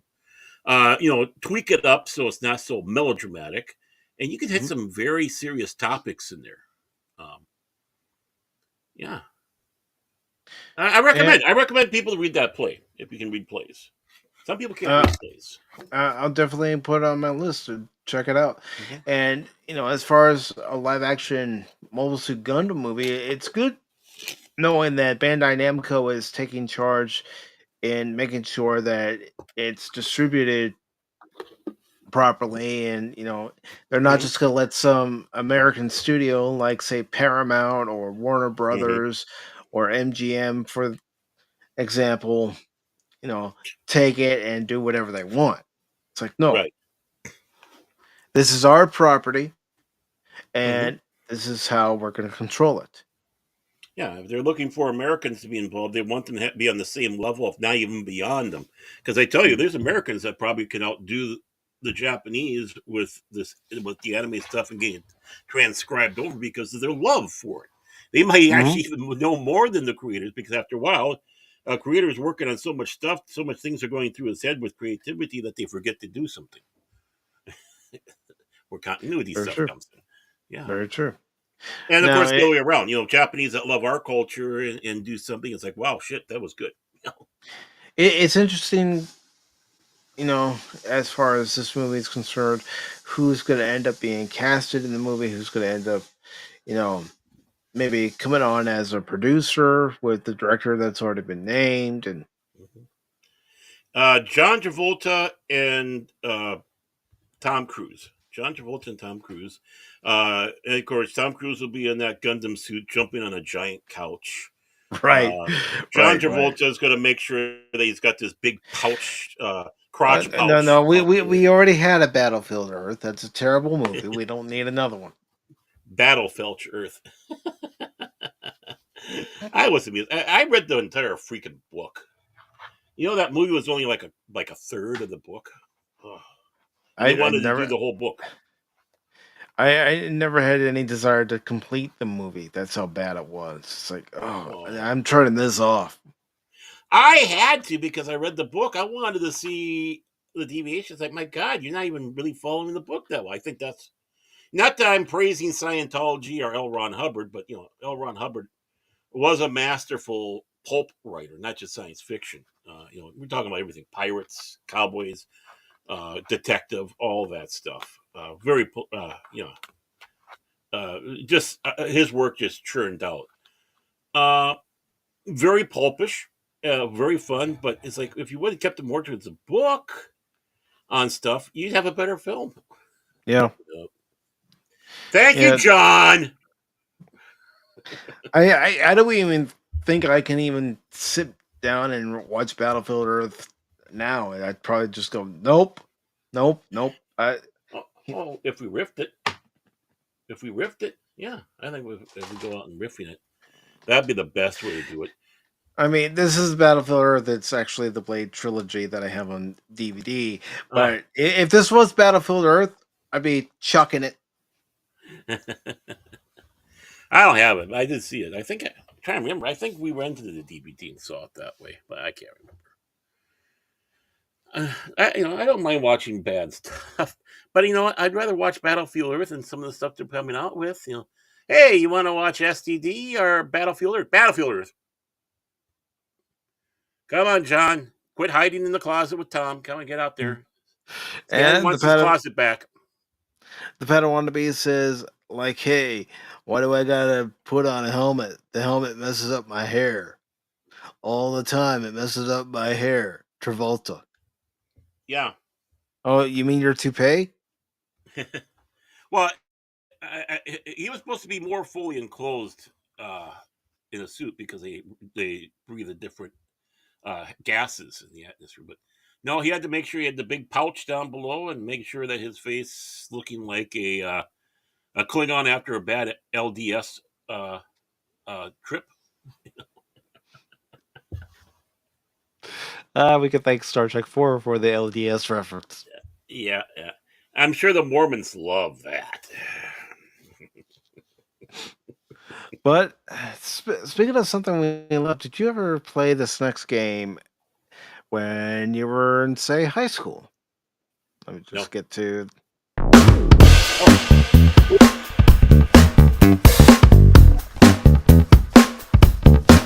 Okay. All right, Magic the Gathering movie and TV universe underway. I'm surprised it took this long. And I'm actually surprised they never did roll it into a tabletop RPG as well as the card game. You know, since they own D&D, it's like how hard would it be to go out and make a D&D world? No, It would be. no. And I haven't played Magic the Gathering since I was in high school. Yeah, I was there when it first came out. I was at MiniCon in Bloomington at Radisson. I think it's Sheridan now. But I'm going along, and one of my mates who were in there who was part of the Viking Club. He's also in the geekdom. You'll find that sometimes that goes hand in hand. But he's sitting at a table. He goes, "Hey, hey, hey, get over! Come here, Baron, come over here." Of course, he didn't call me Baron. He called me by name. But for this case, it's Baron. And it's like, "What? This is a great game. It just came out. It's a card game. It's called Magic." And he's going through and excited talking about that. I'm sitting there going, "Yeah, it looks, yeah." Yeah, it looks really interesting, but there's a problem. I'm looking for someone to get a girl to get laid, not watch you get the game. And I wandered off, and I often sat back and thought, what if he would have soaked me in, and I started on the ground level with Magic? Mm-hmm. Because literally, the game had just come out, and Minicon is Easter, so Easter of that year. Well, I mean, I got into Magic the Gathering because they had some Star Trek Magic the Gathering cards. Oh, I didn't know that. Yeah, I they probably did. would have gotten those. Yeah. Yeah. I mean, the ones I play were primarily Next Generation, but Mm-hmm. still, they were there. I'm sorry. I'm so very. You play this card, and Picard goes, "I'm sorry. I'm so very, very sorry." But this is before that. Number one, please report to my ready room. Number one, it appears we have a new transfer, a Lieutenant Junior Grade, Baron Ormontag. Hi, everybody. What's this button for? Hey, I need you I to make wasn't. sure that Mr. LaForge keeps an eye on him. He has a tendency to press buttons that he should be pressing, including those for the warp core. And the captain. He knows how to press. Well, I was going to add, and not to mention his superior officers. Mm-hmm. Cash, where the hell are you? Okay. I don't know. But He while doesn't we want to play still with wait us. for Cash, we're going to go ahead and get into this article that was by Patrick Scanlon. And it was published a couple of days ago. It says Legendary. Oh, well, Legendary seems to be getting quite a bit of entertainment. Legendary Entertainment and Hasbro Entertainment are teaming up to create a live action film and television universe based on Magic the Gathering, which is Hasbro's billion-dollar trading card brand. Wait a minute, I thought Hasbro wasn't getting involved in live action movies anymore, especially after the failure of Transformers 1. Mm-hmm. Which is all their fault because it was a freaking good movie. Mm-hmm. They should have been thinking about that after the Dungeons and Dragons film, Honor Among Thieves. I have yet to see that. I want to see it, but I know, I'm going to walk back and go. I'm just going to grab the DVD of the 2000 film because that's more fun. I think it's on Amazon if you want to watch it sometime, because I have Amazon Prime for a free trial. Then we Oh, can watch yeah. it. Well, I got the access code to an Apple account my friend has, so it's on there. He's got all that stuff, good and bad. I'm sitting back going through his list, going, "Why did you fucking get this? Ghostbusters 16? Come on, man! I was gifted that. Well, you were gifted. I know he bought it.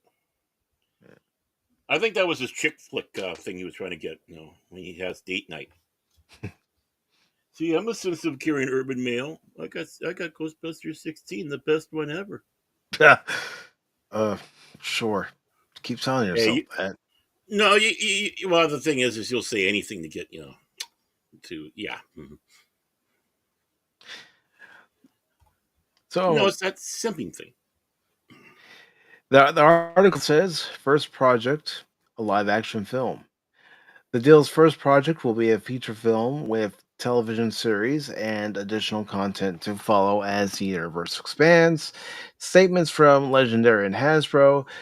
Mary Parent, Legendary's chairman of worldwide production, highlighted their commitment to established franchises, stating in the press announcement, "We pride ourselves on being thoughtful caretakers of singular beloved IP, and no property better fits that description than Magic the Gathering. Alongside the fantastic Hasbro team, we look forward to creating a multimedia universe that thrills long-standing fans and creates a broad wave of new ones." Zev Foreman, Hasbro Entertainment's head of film, called the partnership a strong match. This is an exciting and complementary partnership uniting one of the world's most iconic brands with a powerful and proven steward. Magic the Gathering has inspired decades of epic world building and creative storytelling. It is a perfect match of Legendary's diversified approach to marquee IP, and we are excited to work together to build a whole new Magic the Gathering universe. Big expansion plans. In addition, Oh, okay. This to sounds and interesting. TV universe at Legendary. What's that? What you're saying about making a bigger universe type of thing, expanding it. It's like, okay, time to give it, yeah, we need to bring out the new Pokemons type of thing. Mhm. But it says Uh, in it, I was just wondering, how much are they kind of hurting over there because Watsy's been such douchebags? And that's what. they must be hurting pretty bad if they're willing to do this. And I'm serious. Continue. I'm just going to drop it. I'm surprised they hadn't done something like this earlier when they were hot, exceptionally hot. But, They should have. Even if it was an animated film, say back in the 90s when it was mhm, hot. right. They did it with D&D. Mhm. Some bad animation to it. Let's put some bad CGI in with the drawn, but we still got Kiefer Sutherland's voice type of thing, and it's Dragonlance. Phil likes Well, Dragonlance. that's Baron's opinion.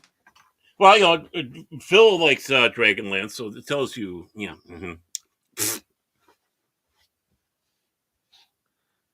Oh, I hope it's not another Warcraft. I mean, that movie was terrible. And I'm only basing that on the trailer. I mean, this is starting to reek of desperation, especially after the Lord of the Rings BS that they did, uh, destroying Tolkien's legacy. Of course, they're doing the same thing with D&D, destroying stuff like that. It's like, come on, really, you assholes, you idiots. Yeah, yeah. It doesn't excite me. Let's just put it that way. But it says big expansion plans in addition to the movie and TV universe at Legendary. Magic the Gathering animated series is in development at Netflix, and a recent report has said Hasbro is going big with their Magic IP and wants to further expand the brand into digital video games. with card sets for Lord of the Rings, Marvel, Spider-Man, and more. Well, Yeah, you should have put all that effort into Transformers One and make it a movie that everybody wanted to go see. where's D&D? That too. You have D&D, rights to that. That would fit seamless into it'd be seamless both ways, making Magic an RPG and turning elements of the D&D game into Magic. But do we need Marvel? Do we need a lot of the others? No, We no, already saw how they because bastardized because Lord of the Rings. because Hasbro already has its own IPs that it can Mhm. adapt to Magic the Gathering. Right. Magic the Gathering Transformers Edition, hmm Magic the Gathering GI Joe. hmm You know what this freaks of?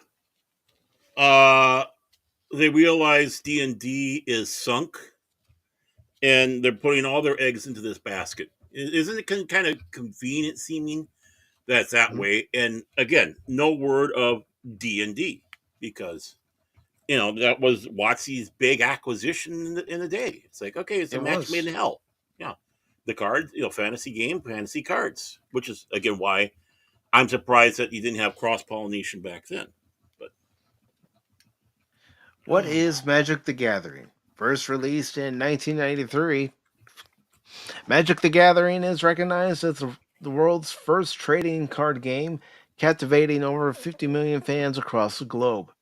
Designed by mathematician Richard Garfield and published by Wizards of the Coast, the game set the foundation for the modern trading card industry and has grown worldwide over the past 3 decades. In Magic the Gathering, players assume the roles of planeswalkers, mighty spellcasters who summon creatures, cast spells, and wield powerful artifacts to outmaneuver their opponents.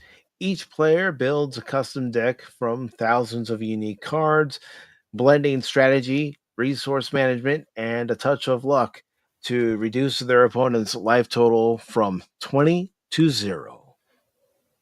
mm, But we will see what happens with this development. If Legendary and Hasbro can work together and get this right.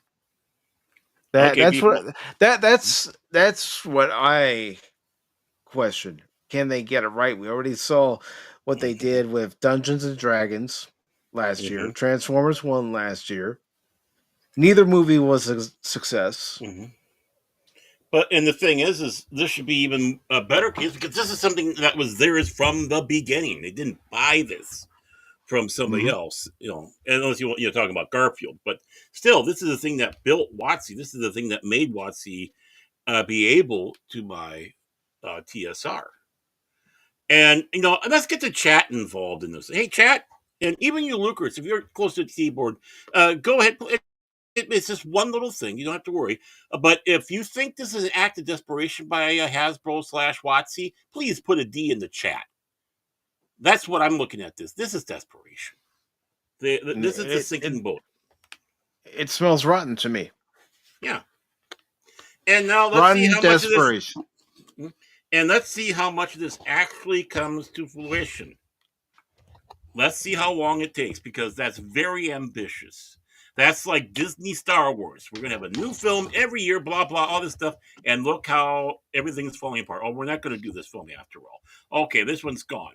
Okay, we're going to turn this into a TV show instead. I mean, I don't even know if it's going to be. So, yeah, put a D in the chat if you think this is an act of desperation. That's even you two Rumble people. Even you two Rumble people. Everybody, X, Rumble, Yeah, YouTube. yeah. Lurkers, non lurkers. Heck. Okay, fine. I mean, Fine. heck, you mentioned Disney. Guess who they're finally bringing to the parks as a greetable character of R2D2, and it only took them 6 years. Well, because everyone's favorite droid, BB-8, was out there. I mean, that was everybody's favorite droid. Yeah, favorite droid. Yeah, I see Baron casted his own vote. Well, Yeah, I mean, I might as well put my money where my mouth is, Yeah. right? Yeah, there we go. I mean, I've already said it's desperation, so there's my vote. Hmm. Anybody else? Anybody else? X, Rumble, YouTube. Come on. Come on.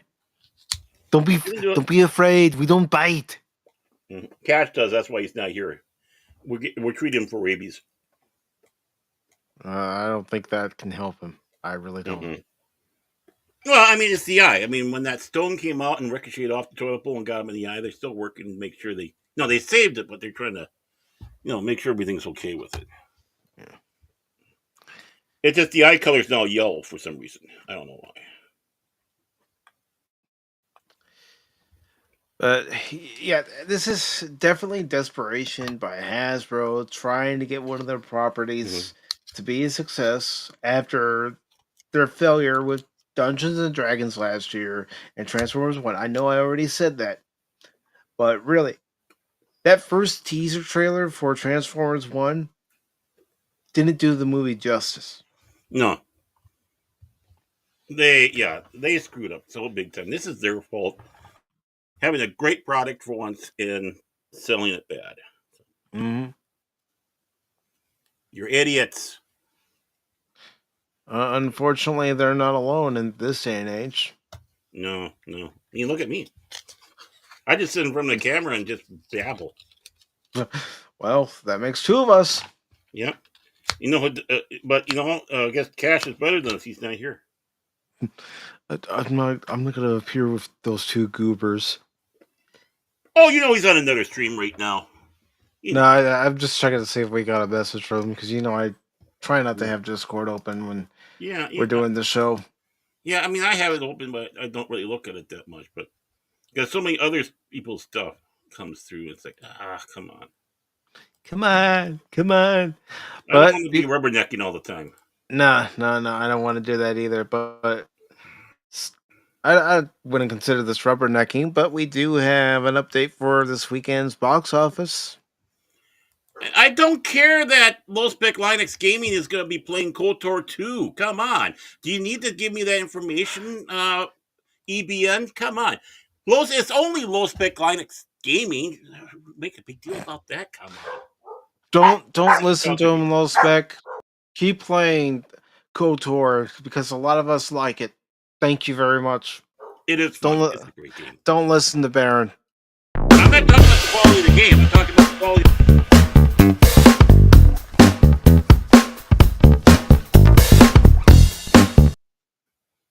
Penguins. There he is. He's smiling. He's laughing. We love you, man. Just picking on you.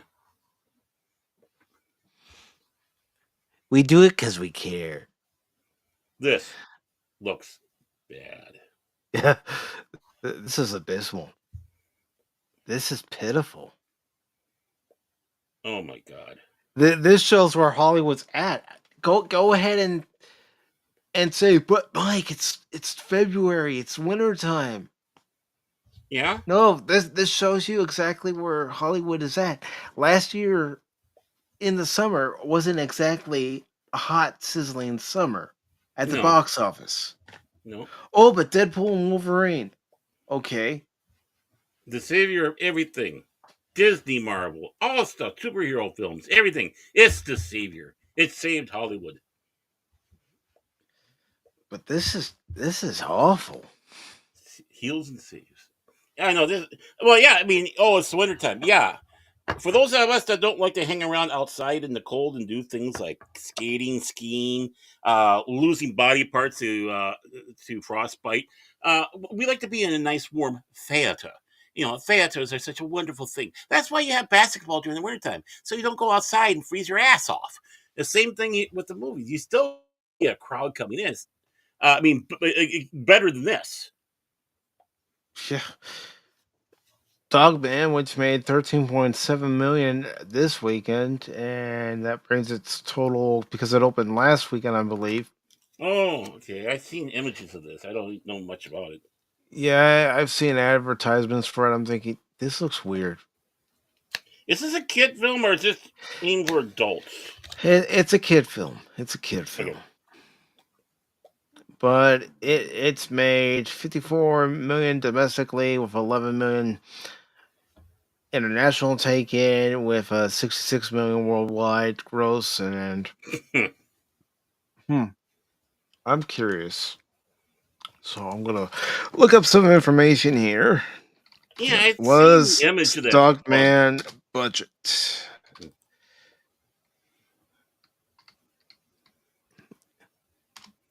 P the cat. Oh,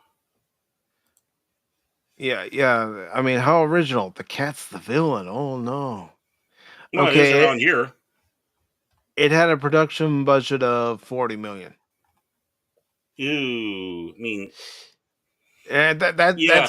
that's not including advertising. hmm I mean, really, in this day and age, 40 isn't too bad for a budget. No. But yeah, good good luck. I mean, what was for both domestic and I'll go back to it. I'll go back yeah, to it. please, please. I wasn't paying attention. Oh shit, six. Domestic so far, Mm-hmm. you see 54 million international, So 11 okay, million, so 66 million worldwide. and since they made the budget there, but they have so much percentage to be considered a success. 9 Hmm. days, 1 week, $54 million, 66 worldwide. Well, I mean, it's got to be safe to say they're going to get their money back, but will it make it to 100? I don't know. I really don't know. Of course, you have the new horror movie Hard Eyes. I've seen the trailer for that twice, and both when I went to the movies, and it was when I went and saw Nosferatu and Mm-hmm. also Flight Risk. And I'm sorry, the movie doesn't look good. But Flight Risk does. Well, it looked good to me. It reminded me of a '90s, action Yeah, drama movie. And that's exactly what we were saying. That it looked like, or how they described it out. It's like, wow, this sounds yeah, like 80s, 90s. Get the chopper type of thing. yeah, but this time you're in a single engine plane. Yeah, Ooh, a single engine. Ooh. yeah, Hard Eyes. But I saw that trailer. And I'm going, oh, this looks stupid. A lot of people thought the same thing. 8.5 million. Yeah. And Love Hurts. A realtor is pulled back into the life he left behind after his former partner in crime resurfaces with an ominous message. With his crime lord brother also on its trail, he must confront his past and the history he never fully buried. Hmm.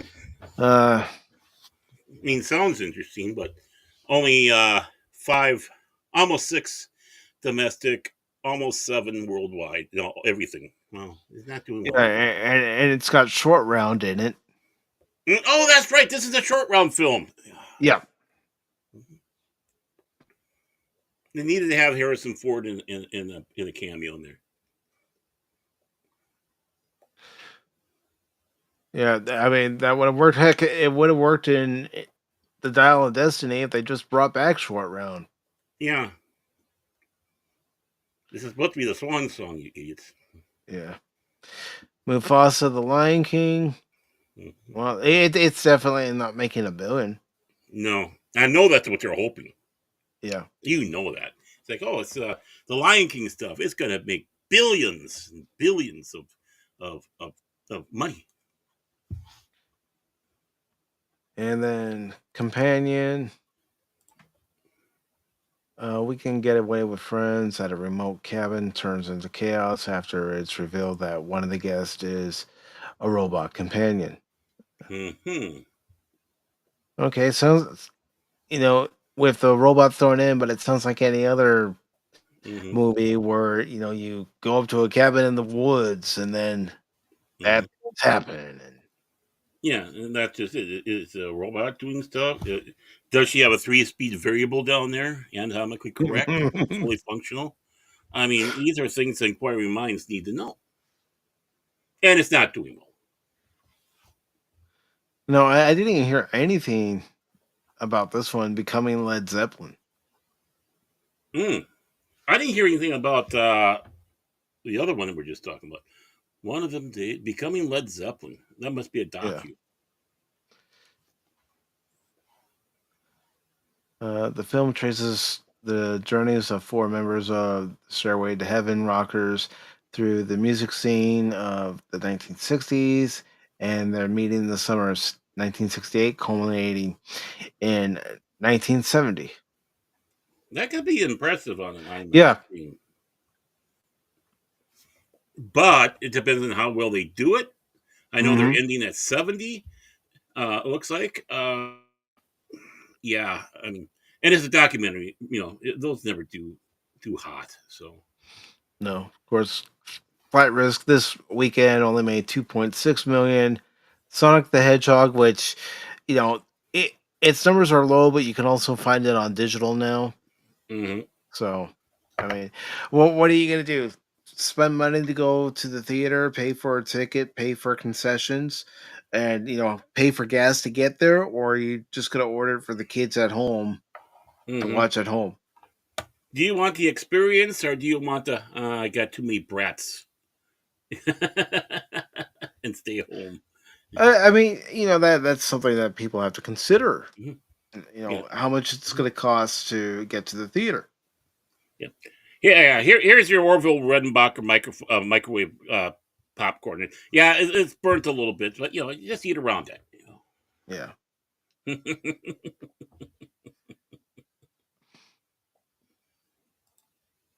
Let's see. Sonic, then Moana 2. Yeah, Moana 2 is now available to watch on digital. So how many are going to go to the theater if it's still playing in the theater? I Mhm. mean, as you can see, it's only 1,785 theaters now. Yeah. But if you can watch it at home, watch it at home.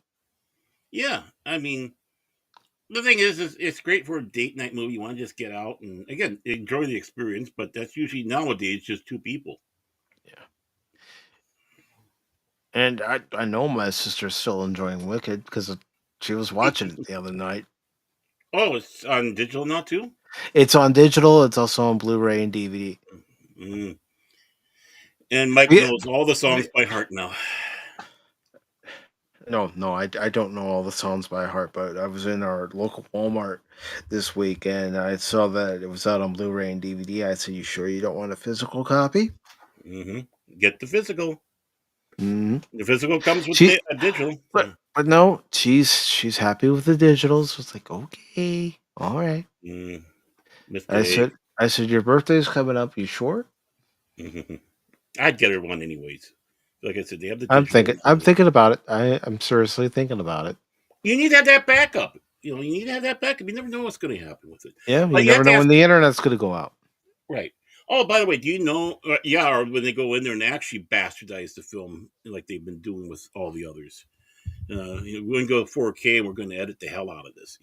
Yeah. Because it's uncomfortable. Is it true though? Is it true that your sister and Cash have been, doing videos with each other, or over the thing, singing Wicked songs? Because I heard Cash No, really loves the song, no, and I didn't know if they were doing no, like that no. duet thing and all that. Okay, I just want to make sure because My I can my see Cash sister, doing that. my sister doesn't even want to be around when she hears me recording videos, whether it's live or not. She doesn't want to be around.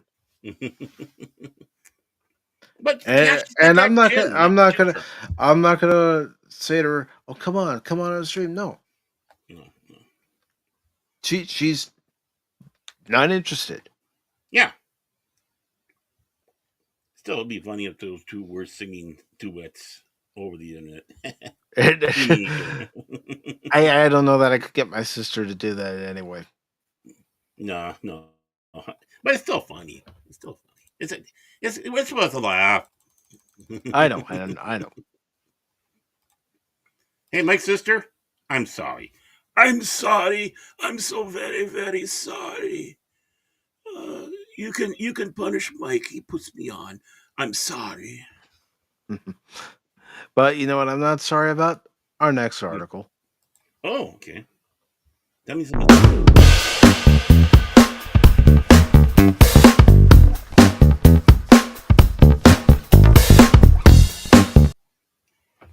get down and boogie.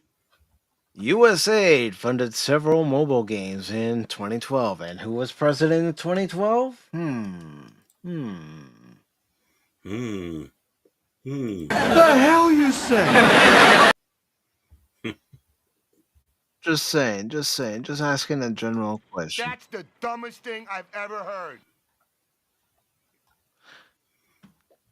We've got this article from Niche Gamer, as you can see, and of course, as it says, USAID funded several mobile games in 2012. This was posted on February 6th, and the byline is by Pro Goblin.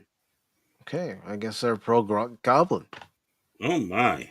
I don't know. I don't. Okay, that's it. We are going to boycott this. Why? Pro Goblin? Come on, man. Goblins. What do you got against goblins, man? They're goblins, man. Goblin Uh, around. I, I swear this guy, I swear. It has recently been revealed that USAID was directly responsible for the creation of several mobile games starting in 2012. Thanks to increased attention placed on USAID programs due to the Department of Government Efficiencies audit of the federal government, we can now describe in detail at least three of these games: Family Choices, 9 Minutes, and Worm Attack.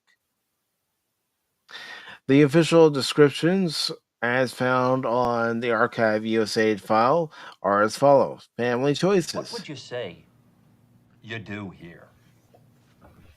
Come on, you know that was needing there. Yeah, I know. Family Choices aims to enhance the perception of a girl's place in and value to her family, with an emphasis on keeping her and her peers in school. The Choose Your Own Adventure game allows players to explore the outcomes of a family's choices related to girls' education, early marriage, and family planning. Players decide whether Anu in India or Mercy in Kenya will ultimately achieve their dreams of someday becoming a financially independent nurse. This almost sounds like Bit Life. 9 minutes. I mean, our monologues could last 9 minutes. No, no, our monologues lasted about a half hour today. I I'm just trying to say, Baron. So sometimes, depending on what we have to talk about, our monologues can go 9 minutes because we're Yep. itching at the bit. Oh yeah, yeah. It would go longer if Cash was here because if Cash was here, he'd start off hot, You know what really grinds my gears? and just sit back, let him talk.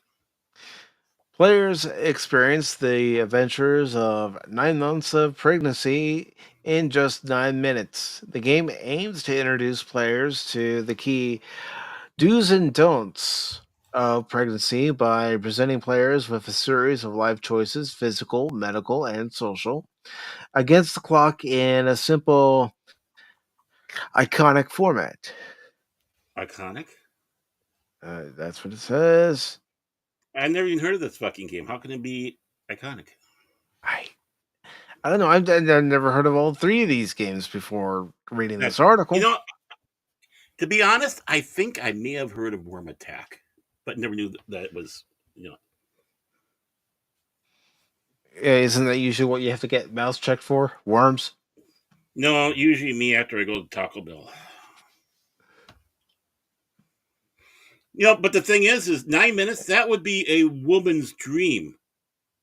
Instead of 9 months, it's 9 minutes. Don't. It's like almost like having one of those instant cameras. You're waiting for it to, the instant image to come out. Yeah. And responding to the box office, low spec. Actually, you're wrong. Sorry, you're wrong. Yaron says, once again, there's not a single movie up there I would see. No, none of those movies that are out right now interest me and say, I want to go see that. Mm-hmm. No. No. No. But It says about 9 minutes. The player's choices determine the health and well-being of both mother and baby. And worm attack. Worm attack aims to keep girls and boys healthy by defeating the dangerous worms inside their stomachs.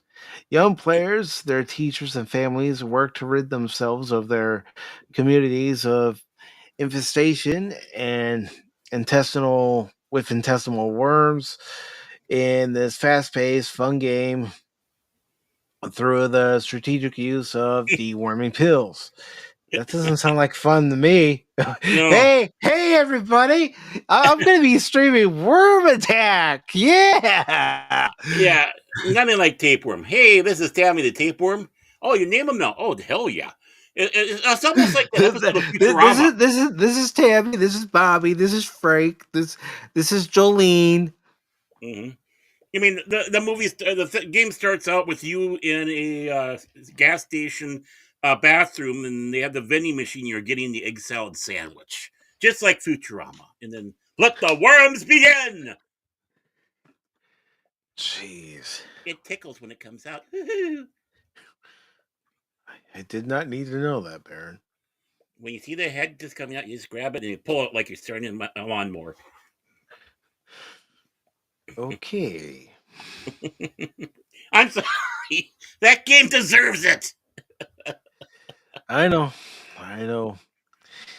It is unknown at this time whether USAID funded the creation of any other mobile games, either before or after 2012, nor whether any bigger gaming projects were funded.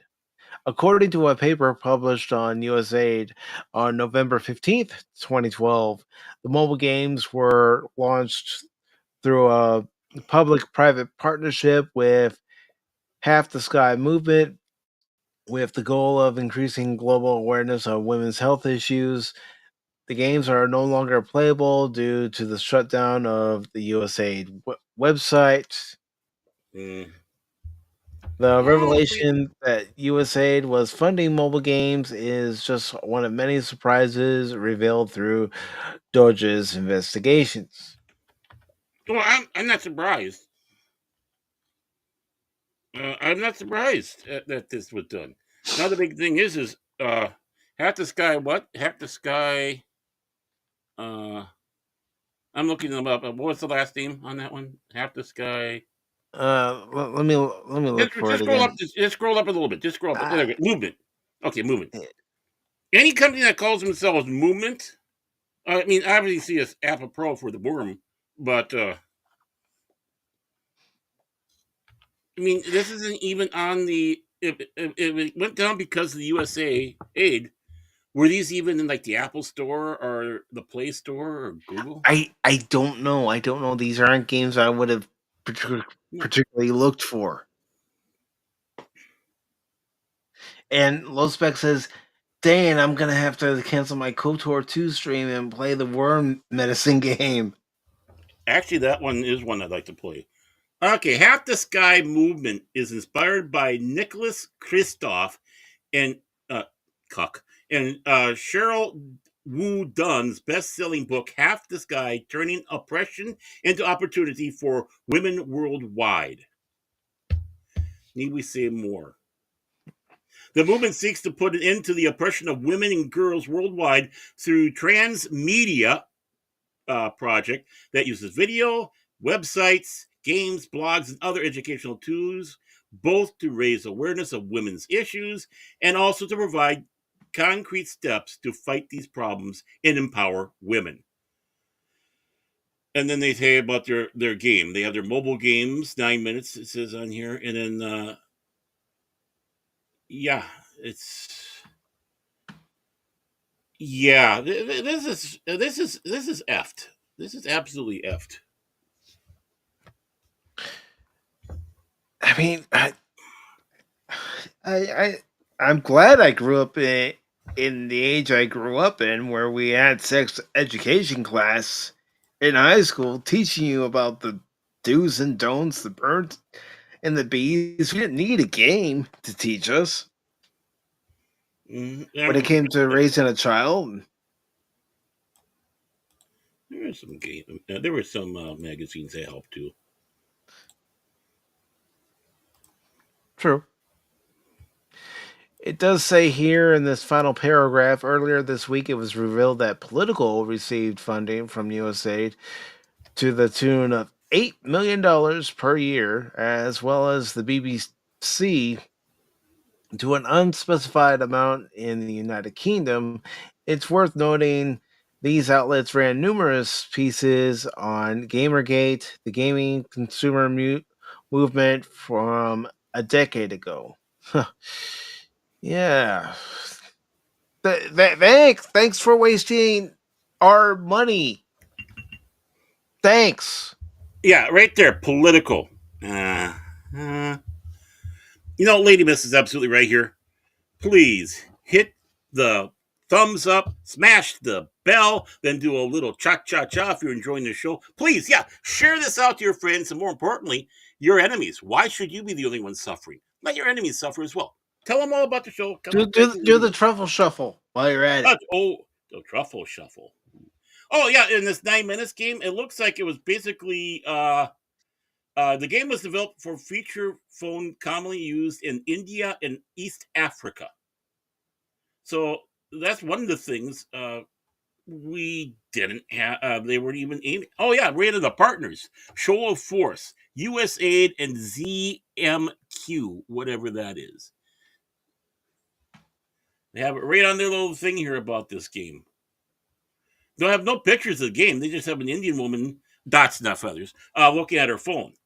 So yeah, this wasn't even for America. This is for overseas.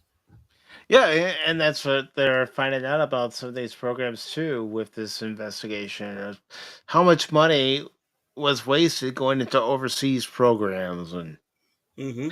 making sure something like DEI existed in countries that, quite frankly, we shouldn't be interfering with their cultural aspect as far as I'm concerned. They have their culture, they have their reasons. We can either respect their differences or move on. Right. I mean, for crying out loud, they're scamming enough money from us in India as it is in the first place. Use some of that scam money and come up with your stuff. Come on, it's called investment. Yeah. I mean, we're gonna find out a lot more. I'm sure, not Yeah, just in the coming days, but the coming months. I mean, honestly, I like to think I like to lie to myself that I'm kind of astute on things. But before this came out, this USA, how many people actually ever really heard of it? I didn't. I wasn't even aware of it. I'll be honest. I'm not gonna say, "Oh yeah, I knew of it." No, Yeah. I'm full of shit if I say that. Yeah, and it's supposed to be something that's been around since Kennedy, I suppose. That's what I Yeah. heard, right? Where I'm sure it was doing what they were intending to do back in that time. Um, yeah, this needs to go. I mean, you hear about all the what they're putting the money, and we know how we always ask about how are they doing this show when it sucks and no one's watching Hmm. it, or even the movie. Because we've been paying for it, Baron. That's the Right. problem. We've been paying for it this whole time, whether it be the TV shows, the movies, games. We've been paying for it. Yeah. I mean, we know already some of the stuff that was being funded by the government. Now we just found out another thing that was being sneaking in, so it makes it even worse. And what they're doing, they're out there screaming and hollering. They're screaming, "Oh, Elon was never elected to do it." No, he was appointed to do a job as Yeah, being an advisor and coming back and saying, "Hey, these things should be cut." I think, and the yeah. ultimate buck goes to the president or whoever, our duly appointed leader is. And Uh, that's how it works. You're yeah. appointed to a position by the president of the company, then you Mhm. report back to the president of the company and say these are the departments that we need to cut. And all of you that are pissing and moaning that Elon is quote unquote doing this, which is not unconstitutional at all, the attack on this U.S. aid is not unconstitutional. In fact, the existence of this organization could probably be construed as unconstitutional because again, it's taking our money and funneling other places, and we're not necessarily even getting a chance to vote on it. We're not getting any kind of input on it, unfortunately, Baron. Or even any role on it, return on investment. What I mean by that is not going back to our country; it's going to all these other places out there. And any of you that are screaming, young Elon, he was never elected. And he's in this position. I got one name for you, Hunter fucking Biden. Now shut the fuck up. He was not voted, but yet he was running around and doing things in the Biden White House. Should he be held to that level? I'm not talking about all the other crap. Not talking about all the other crap, like the blow, having in possession of a firearm illegally, buying the firearm illegally. I'm not talking about all the felonies. Oh, he had access to secret documents as well. Right, right. And he was never elected. What about George Soros and his influence that he has? And what about Barack Obama? He's not in office no more. But he still has security clearances. Yeah, and he got influence in there. He was saying what to do here and there, and don't tell me otherwise. He wasn't elected. So don't give me that bullshit. You're just mad because you got caught again with your pants down and wasting our money. And we wonder why everything has gone to shit. This is the reason why. Mm-hmm. And hats off to that guy that was standing in front of the building and keeping all those piss ants from entering in. Yeah. That is being a citizen of this country. That is loving your country, but hating your government. He did his job. He did his job. Mm-hmm. He was assigned a particular job, and that's to make sure that nobody gets in, and he did his job. Well, yeah, he ran on the door. He ran on a lot of stuff. But the thing is again, Elon can suggest, but he cannot execute it. And it's good to see you, old gamer. Yeah, good to see you. So, in Doge, basically that is a true temporary agency. Destroy all this and go away, as it should be. A lot of these things that we have been these things. Oh, we're only going to have it for this specific time, and they'll go away, and then it turns into a giant monster. And there we go. There's some more of your money going bye-bye. There's nothing wrong, nothing nefarious going on. In fact, this is full transparency, unlike what we've been getting. You're seeing it real time. They're not hiding it. No, I'd rather know where our money's going. Right. And what's being destroyed. As an American citizen, as an American taxpayer, I want to have a say into what programs that money goes into and what programs that money doesn't go into. Now after the show, I'm going to hunt down a Darth Sidious going, wipe them out. All of them. That's my attitude. I mean, I know we don't have Vivek. Hold on. I'll have to look for the clip. I don't know which drive I have it in. I don't. You have it? I do have it. I don't think it's on any of the drives that I have on my computer right now. I think it's on one of my external ones actually. But I do have the Execute Order 66. Well, yeah, you're absolutely right, old gamer. This is under the executive that was renamed, so it's legal. Yeah. Mm-hmm. Yeah. And Trump's not the first person to issue executive orders. Every president has done it. It's part of the presidential powers to issue executive orders. Yeah. Just like pardons, just like a lot of stuff. And this is perfectly above board. You can't play the game where we can do it, but you can't. And the thing is that you're absolutely right. Why should we have... Charity is not having a gun put to your head telling you have to give money to this or you're going to go to jail. Which in a sense, a lot of this is. Try holding back your taxes and say, no, I don't want it to go there. When we had full, less government agencies and more of us, because a lot of Americans, don't take this wrong, but we're bleeding hearts. We see something that's wrong, or we see a possibility for something to happen.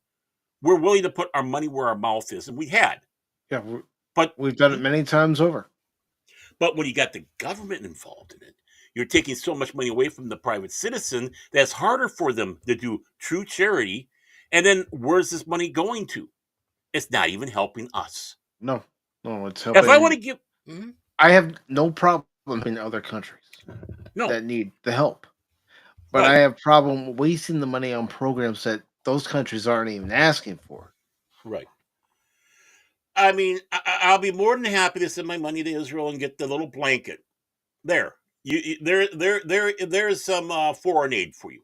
I'm not saying whatever. I'm just saying because you saw those commercials. Help the starving people in Ukraine, help the people in Israel after all that stuff. Okay, there.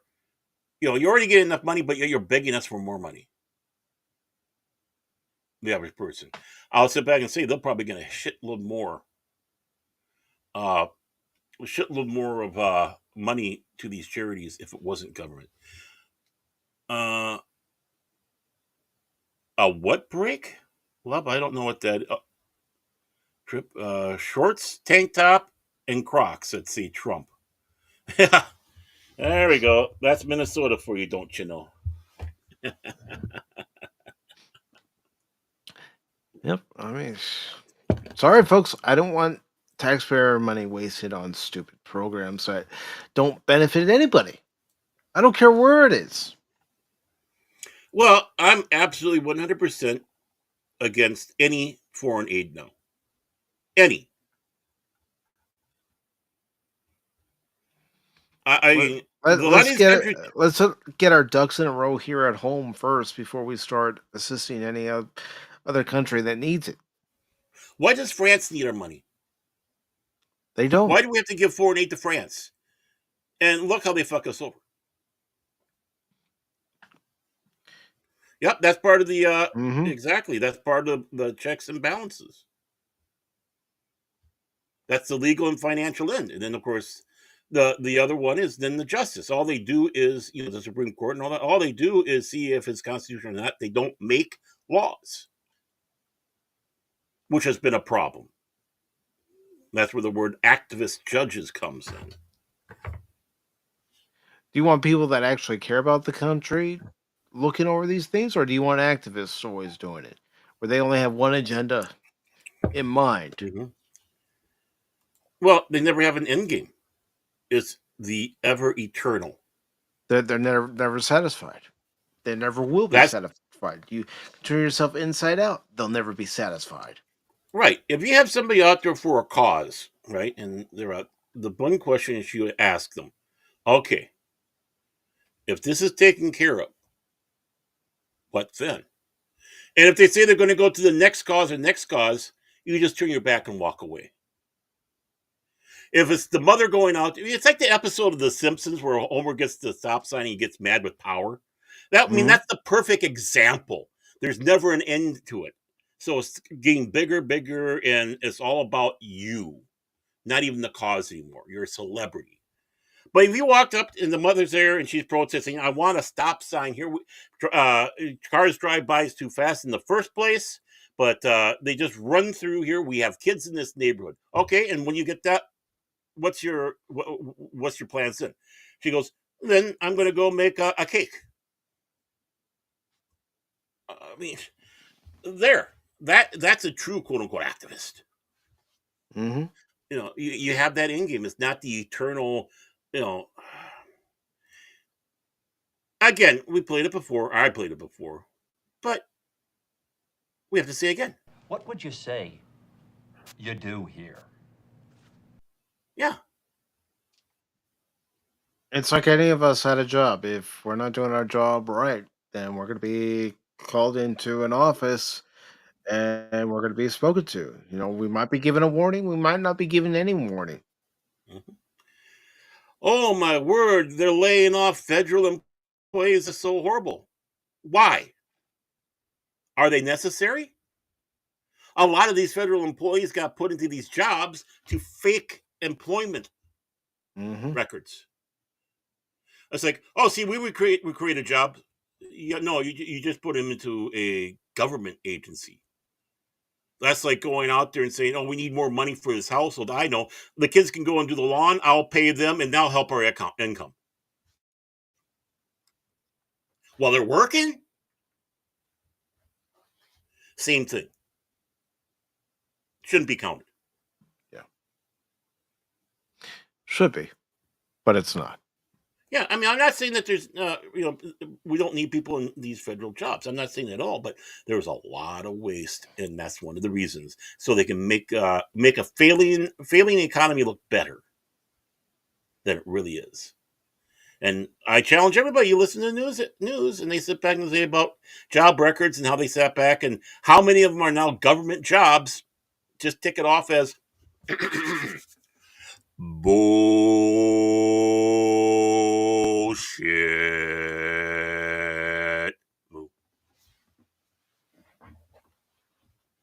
Yep, it is, and it needs to end. It really does. Yeah, it's a one giant pile of smelly whoopee out there. That's all it is.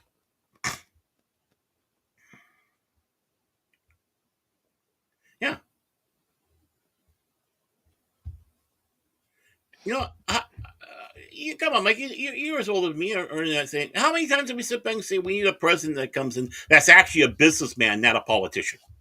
Mm-hmm. And of course, Ross Perot was going to be that savior, even though both times he No. Can I finish? Can I finish? Now, see this chart here. See this chart here. See right here. Yeah, I mean, if anything, he was good for amusement factor. He But was. no, that's where. I quit. I'm back. I'm back. Yeah. I'm sorry, I didn't trust him, but he was No, amusing. no. But now we got a businessman for the second time in there, and he's doing. And everyone sits back and says the government should be treated like a business. Well, what better than a businessman like Trump? Yeah, and notice how his press secretary isn't taking shit from the media. Mm-hmm. Put down the facts. Oh, I'm so jealous of her husband. I am so jealous of her husband. I mean, let's face it. To be a press secretary to begin with, you've got to have thick skin. She's got that "don't fuck with me" aura around her. It's like, oh, I'll be nice and we'll have nice little talks and stuff like that, but you don't start playing. I mean, I'm watching her and how she comes back and slaps him down. It doesn't look like it's that Minnesota nice. What would you call that? What's that called? Passive aggressive response back. The South has, bless your heart. She almost has that Minnesota passive aggressive attack. Well, the thing is, she's got that Generation X attitude. Well, yeah, the Generation X is virtually coming in full force, the first time ever on this level. Before it was Boomers, and then there was also Millennials, and the Xers didn't get any love. Basically, now the Xers are coming in, and again, that's the one thing you have to remember: Gen Xers generally don't care. No. Whatever name you can spit back and spew out, I've been called worse by my friends, and I know I gave it just as bad back. So, Tree Rock, stop that!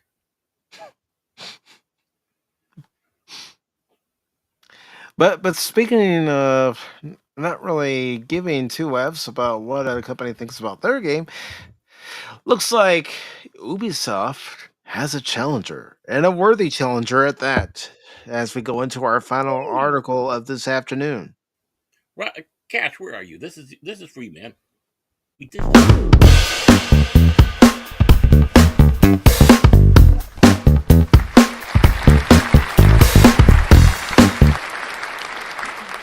Oh, they're all Team happy. Ninja challenges Ubisoft to a feudal Japanese duel. Announces Rise of the Ronin will hit PC just days before Assassin's Creed Shadows. Ooh, this is like the old days, man. Yes, this is published on the 7th, and it says the byline is by Nicola Patrick. Oh, by the way, that Goblin one from the other one, that's a girl gamer, just to let you know. I saw that at the end there. I found that interesting. Yeah, I read it at the end too. I just didn't say anything about it. Well, we need more gamer girls like that. We do. A We do. cool litmus test, yeah. We do. I mean, Lady Miss is a gamer girl. Yeah. No, she's a gaming lady. I hope she doesn't take offense to me saying that. Well, she's a game. That's why I said lady. It's Lady Miss. She's a gaming lady. How about this, Lady Miss? A gaming warrior. Ooh, Shield Maiden.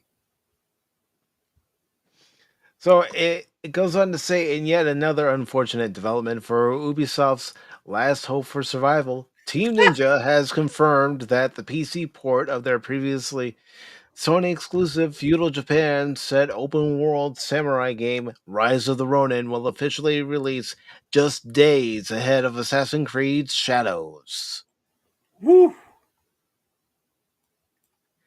Whereas Assassin's Creed Shadows is jam packed with questionable design choices and a lack of historical accuracy regarding its historical setting, Rise of the Ronin presents a more authentic feudal Japan era take on the action adventure formula.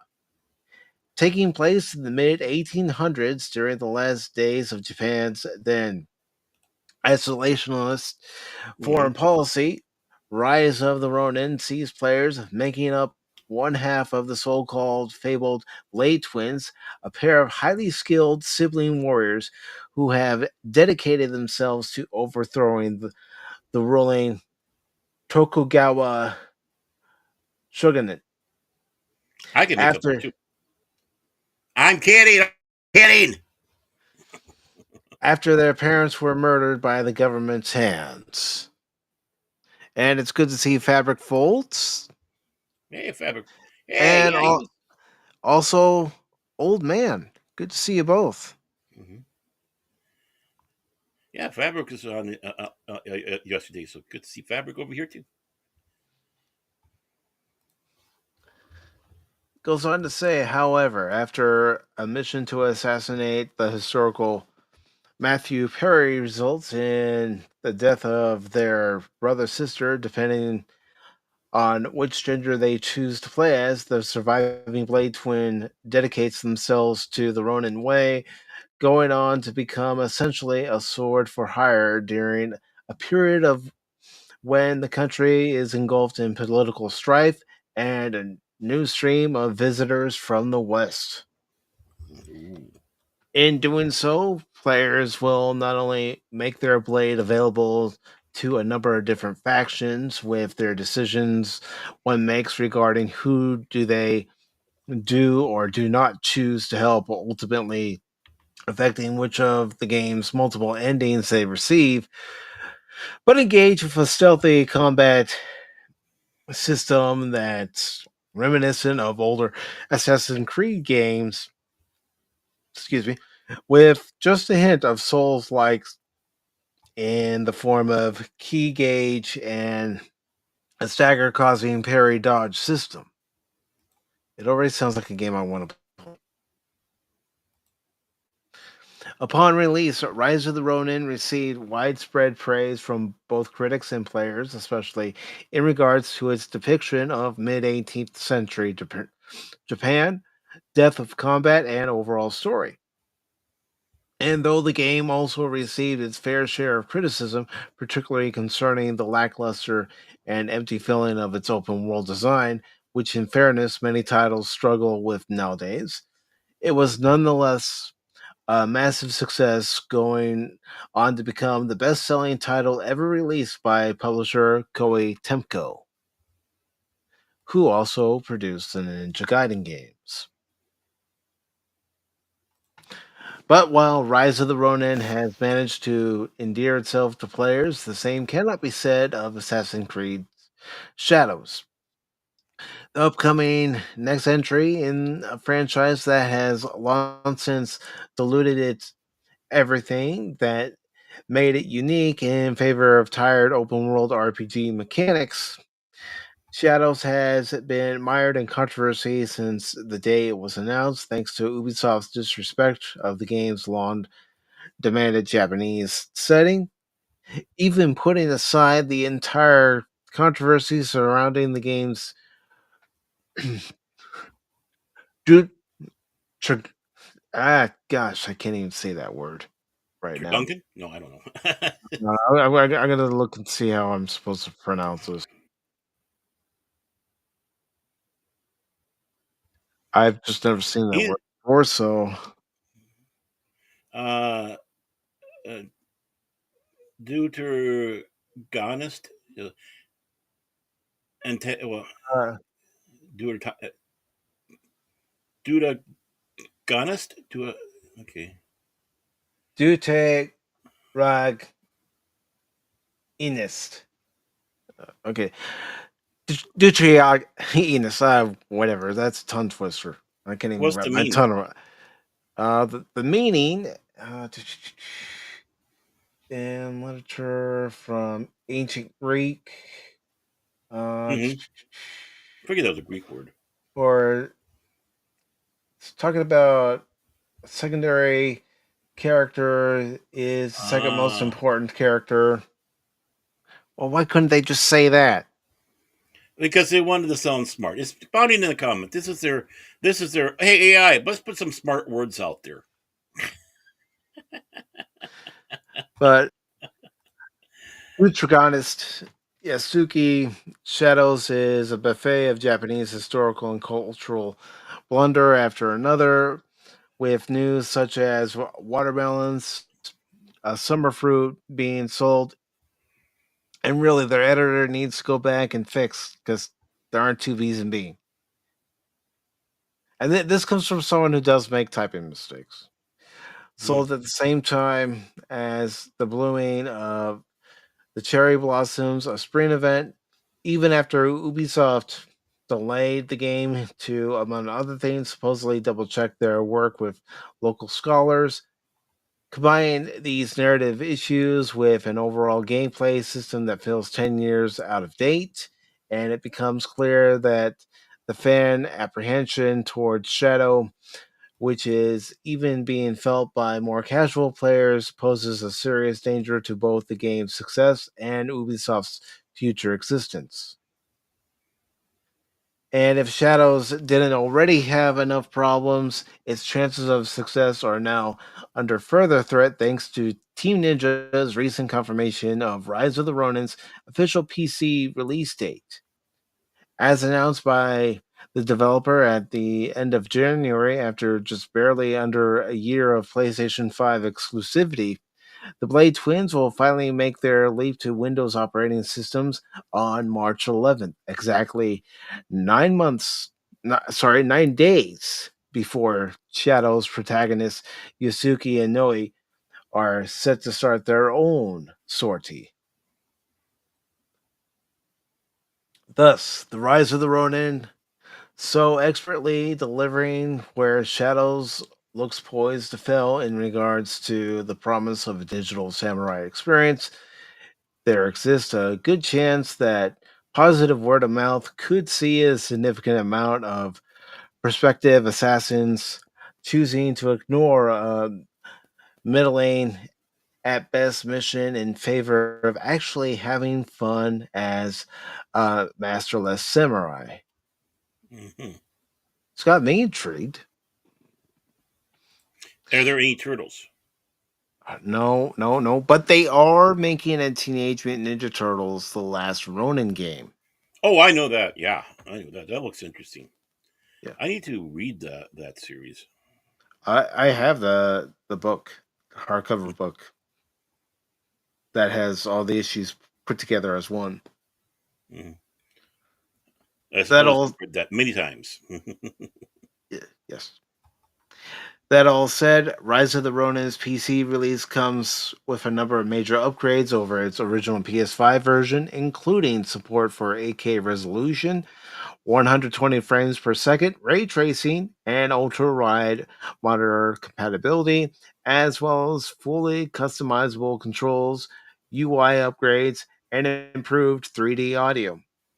And in one final slash to Shadow's potential success, the PC port will retail for $49.99, a full $20 less than Assassin's Creed Shadow's cheapest version. It's already got me sold right there. I was $49.99. I was going to say, holy catfish! They're serious. They are serious. I think this is going to get a lot of word of mouth. I mean, we're already doing it here for the 3 people that watches us. But in all We seriousness, got more than 3 people watching us, Baron. I'm talking about X. I include everybody. I know. I'm teasing everybody. You're being a jackass. You're being a jackass. I got 2 words for you. Hee haw. But no, in all seriousness though, I think this game is going to be the Assassin's Creed ass kicker. This sounds like this is 100% going to do that, which is good. We need this type of competition. It We do. makes the games better, and I hope this is as good as they say. I hope it's better than what they say. To be honest, um, and I hope people reward it for it if this is their type of game.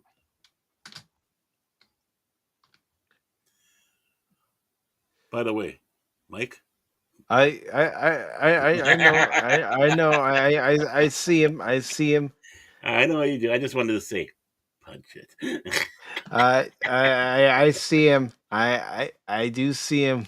Let me try to find. All right.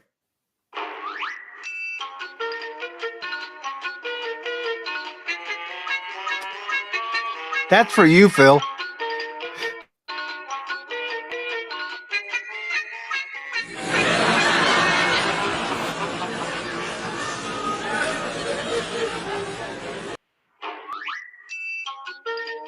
All right. I'm stopping that.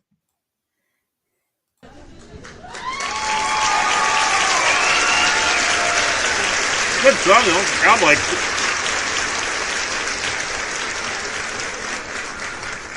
Crowd likes it.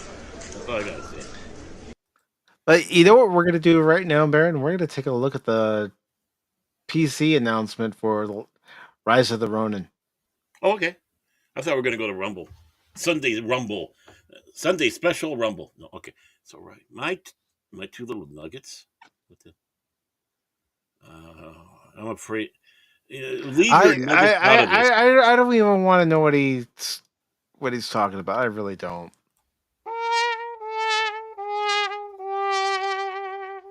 Yeah, when he's talking about his little nuggets, it's like. So we're gonna take a look at this trailer and see what we can tell from this trailer, and who knows, could be a future stream. Ooh. Don't you like those words, futures?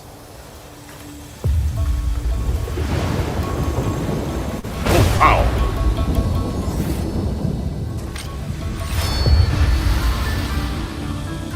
Ooh. Holy.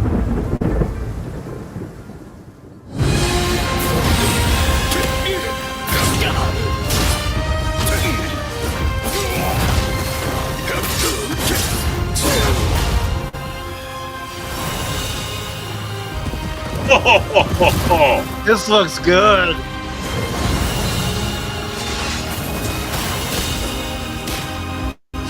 Oh, this looks good. Ooh. Oh, is that a cat? Definitely. Yes, it had a cat. The fate of this nation is in your hands!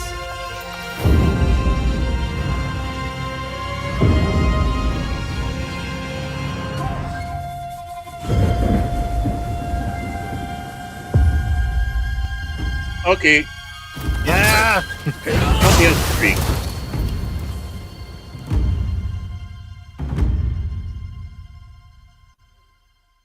I don't need those extras, but yeah. Mm-hmm. Well, this is actually one where I can see you breaking your promise and actually doing a pre-order. Then, of course, you get all that cute stuff. But that looks That looks good. That looks good. Yeah, I just. Whew. Guy likes. That likes. looks good. I I could see the you price. playing that, Baron. I was just gonna say that I am. Yeah, I mean, I'm there, man. I'm there, and this is going to be cheaper, Yeah, and this looks like they're 49 going to be and and no bullshit. no bullshit. Okay, I think the early bird seal of approval from Pop Talk is on this game. This Team Ninja. That's the name of them, right? Team Ninja. Yep. That did this. Team Ninja. This is their official fuck you to Assassin's Creed.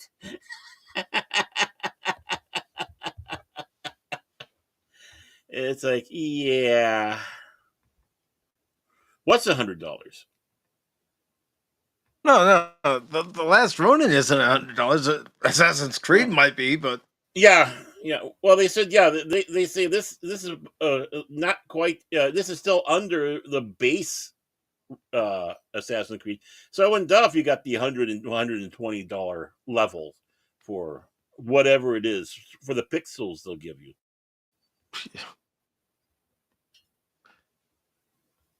yeah, I'm adding Rise of the Ronin to my wish list right now. Yeah, let's. Let's see. Do I have it up? Yeah, I do have my Steam up because I was gonna Rise of the. I want to see what it looks like on the store. Right. Oh, by the way, have you seen all the new little goodies for Space Marine 2? Not yet. Coming. Oh, yeah. They did stuff inside the game, and then, of course, they got a new pack, if you want to be a Raven Guard division. I'm adding this to my wish list. Game plans to unlock in approximately 4 weeks. Early purchase. Of course, they talk about the sword, Yeah. katana, and the armor set for early. Oh, it's got an online co-op, Baron. Oh God! Oh. Okay, time to save some pennies. All right. Well, It's probably only a 2-player co-op, but still. well, let me check here. You're a nameless warrior. Okay, I call myself Chuck. Call yourself Chuck. Why not? What kind of name is that for a warrior? Chuck the Ronin. My name's Chuck. I'm a warrior. Yeah, Chuck. You gotta make any pizzas? No, it's ramen. You gotta do the truffle shuffle. Gotta go and make some microwave ramen and the shrimp flavored. Okay, online co-op. Okay, well, I don't know. I wish they would. Okay, requires third party EULA. Okay, that's nice. Yeah, you always have to agree to the end user Yep. agreement. Yeah, that's nothing new. Let's see. Open World Pro. Okay, there's that. Mature description. Game contains violent, not appropriate for all ages, or may not be appropriate for viewing at work. I'll do it at work. Frequent violence and gore, partial nudity, and sexual content. Stop! No! Quit doing the sales job. You got me. None of my viewers can handle that. They're all gonna say, Mike, please play it censored. Please, Well, we that's can't still. handle it. Well, yeah, Stellar Dawn, whatever. Yeah, you lost so many people off of that because of how, customize your character. That's nice. They're making them all look like Anglos. Okay, that's good. Because that's me. Um, I'll be right okay. back. He's gonna be right back, folks. But I'm still looking through and see what they say. They just say that there's co-op. They don't say how many. Maybe somebody out there might know. If you do, please let us know. But this game looks so freaking awesome. While he's gone here, let me bring this up. It's been a long time since you heard us over here getting all excited about a video game. Trying to remember the last one. Here. I'll go all the way to the top. I know Dark. I know Dark Forces. The Star Wars redone, of course. Well, Space Marine 2 we got excited about. Great game. trying to think of some of the other ones where we're really excited pre-release. This one is one of the rare ones that has come across. This looks like it's one where they talk the talk, walk the walk, and it's got a cat. Look at that, a cat, meow. That's Little Girl. You can have Little Girl in the game. Except that one looks like it's much nicer. Look at that beautiful, the buildings, all that. It just this is stuff that we need more of, and thank God the studio is stepping up and doing it. This game doesn't look like other things you played in the past? Well, yeah. What do you mean? We played games like this in the past. I have. F you. So open game, allowing players to choose factions, Shogunite faction, pro Shogunite faction, are Western forces, which significantly alters the story outcome. Ooh, do you want to be the invading barbarian? Oh, there we go. Keyboard, mouse, new features. Okay, so these are new features for the game on Steam. But they don't say how big of forces that you can have. But oh yeah, you got the multi-ending. I wonder if you can do the main game co-op. Edo, Yokohama, and Kyoto during the Ukamatsu period. I think I'm doing those actually pretty good. Oh, the cherry blossoms, autumn leaf. Oh God, Japan is beautiful when they have that. Oh God, it is so beautiful. Okay, so I cannot see anything more about their about that, but you know what? $50. I'm just going to round up by 1 penny. $50. I think this is worth it. That's a great price. I mean, that's how much Ninja Gaiden 2 Black was. 50 Yeah. bucks. Yeah, I mean, if I had $50, I would. I know I said it too. I would never pre-order a game. I think this one would break me, if I had $50. It looks absolutely fantastic.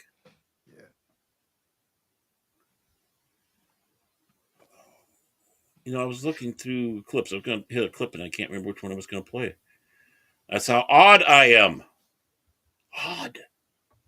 That's okay. You'll find it. Once you find it, you can play it. The thing is I can't remember which one I was going to play. That's the problem.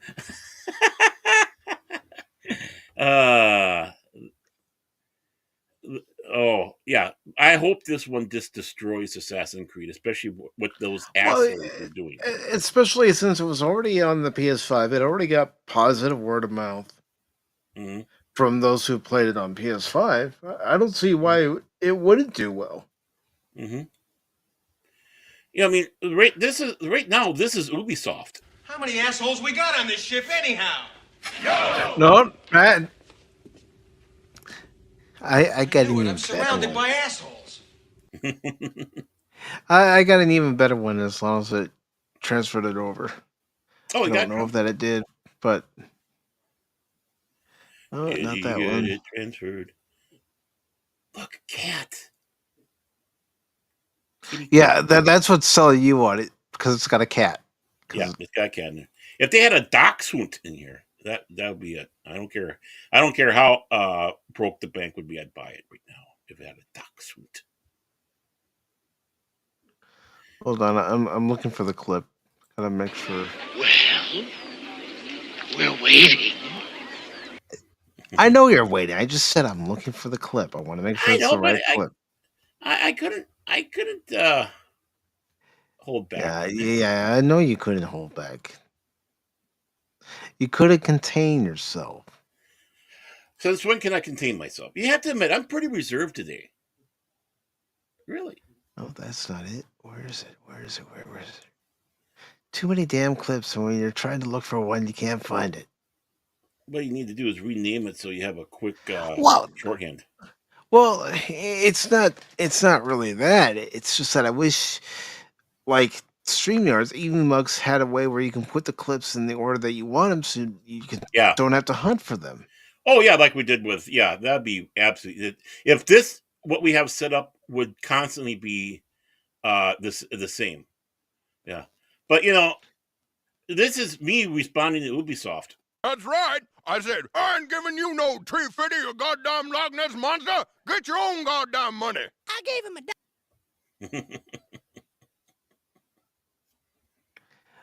But anyways, it's Bill Paxton going, "Game over, man! It's game over." Oh, if you would have just sat back and said that, I saw it too. I know we have it on here. I know it's on there. I saw it. Now you're gonna make me not see it no more. Well, while we're looking for that, Now comes the part where we throw our heads back and laugh. Ready? Ready! Yeah, because people are laughing going down that Pacific414 dweeb can't even find his own clip. yeah. Well, excuse me. How many of you are new to this?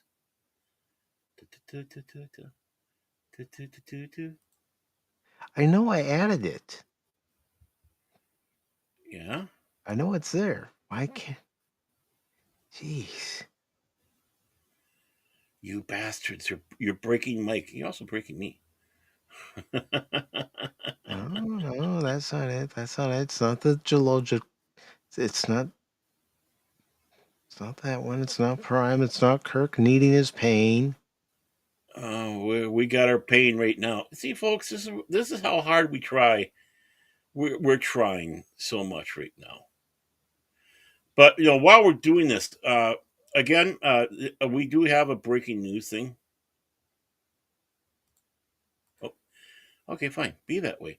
Yeah, it says it's on there. Then why can't I find it in the main video section? Come on, Evamux. There it is. God dang it. You found it? man. Game over, man. It's game over. Again, that's why I wish Evamux would allow you to put the clips in the order that you want, so you don't have to go hunting them down each time. Yep. And speaking of which, here is a news flash, people. Got a news flash coming in.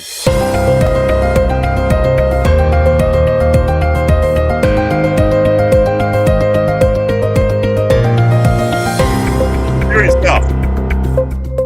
No goofing off. Mr. President, are you going to buy that national hamburger restaurant chain and rename it McDonald Trump's? Well, let me tell you, Baron Norman, I've been asked a lot of questions in my career, but that one takes the cake. Or should I say the Big Mac? Now, listen, I've built some massive, beautiful buildings. I've sold some prime real estate, and I've even run a little show called the United States of America. But buying McDonald's, that's more crooked Hillary speed. I mean, can you imagine it? McDonald Trump's? It's like a match made in a greasy fast food heaven, or maybe a heart attack on a bun. But hey, the Democrats might try to impeach me again for clogging the arteries of this great nation. And you know what I'd say to that? Impeach this. But seriously, folks, I've got better things to do than flip burgers. I'm busy making America great again, not making America fat again, not making America fat again. Though, come to think of it, Trump Tower Burger does sound like a winner, doesn't it? Anyway, thanks for the laugh, Baron. I needed that. Oh, I would have thought he was for that, especially doing the fries during the campaign. I mean, and he likes McDonald's. Yeah, it's some McDonald's fries the other day. Still good. Yeah, well, yeah, they are.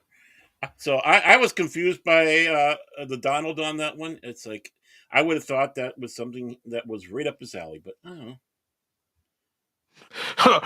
Yeah, we got the Democrats on one side, we got the Republicans on the other side, and both of them are trying to get the ball, and they're fumbling, and boom!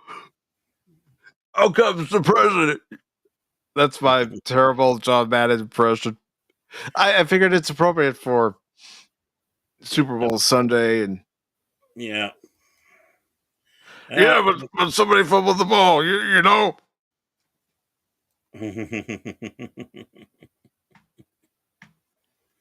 Yeah, that was some important news. So we had to make sure that got put out there. I always have to make sure the important news gets out there. Might be more in the future too. It depends, if they let me in and are able to, because they're inviting us streamers in. You know that. So They have a whole section down there. We're the new media. Our voices are being heard all the way to the top. So I'm sure I'll be at another one of these conferences. And yeah, who knows what? Who knows what? Who knows where? Who knows when? But I'm sure Barons could be waiting by his telephone with bated breath, and he's going to make sure Cash and I are there too when they call. Hello. Hello. Hello. Hello. Viva. Oh, he's calling. Get away. How about new?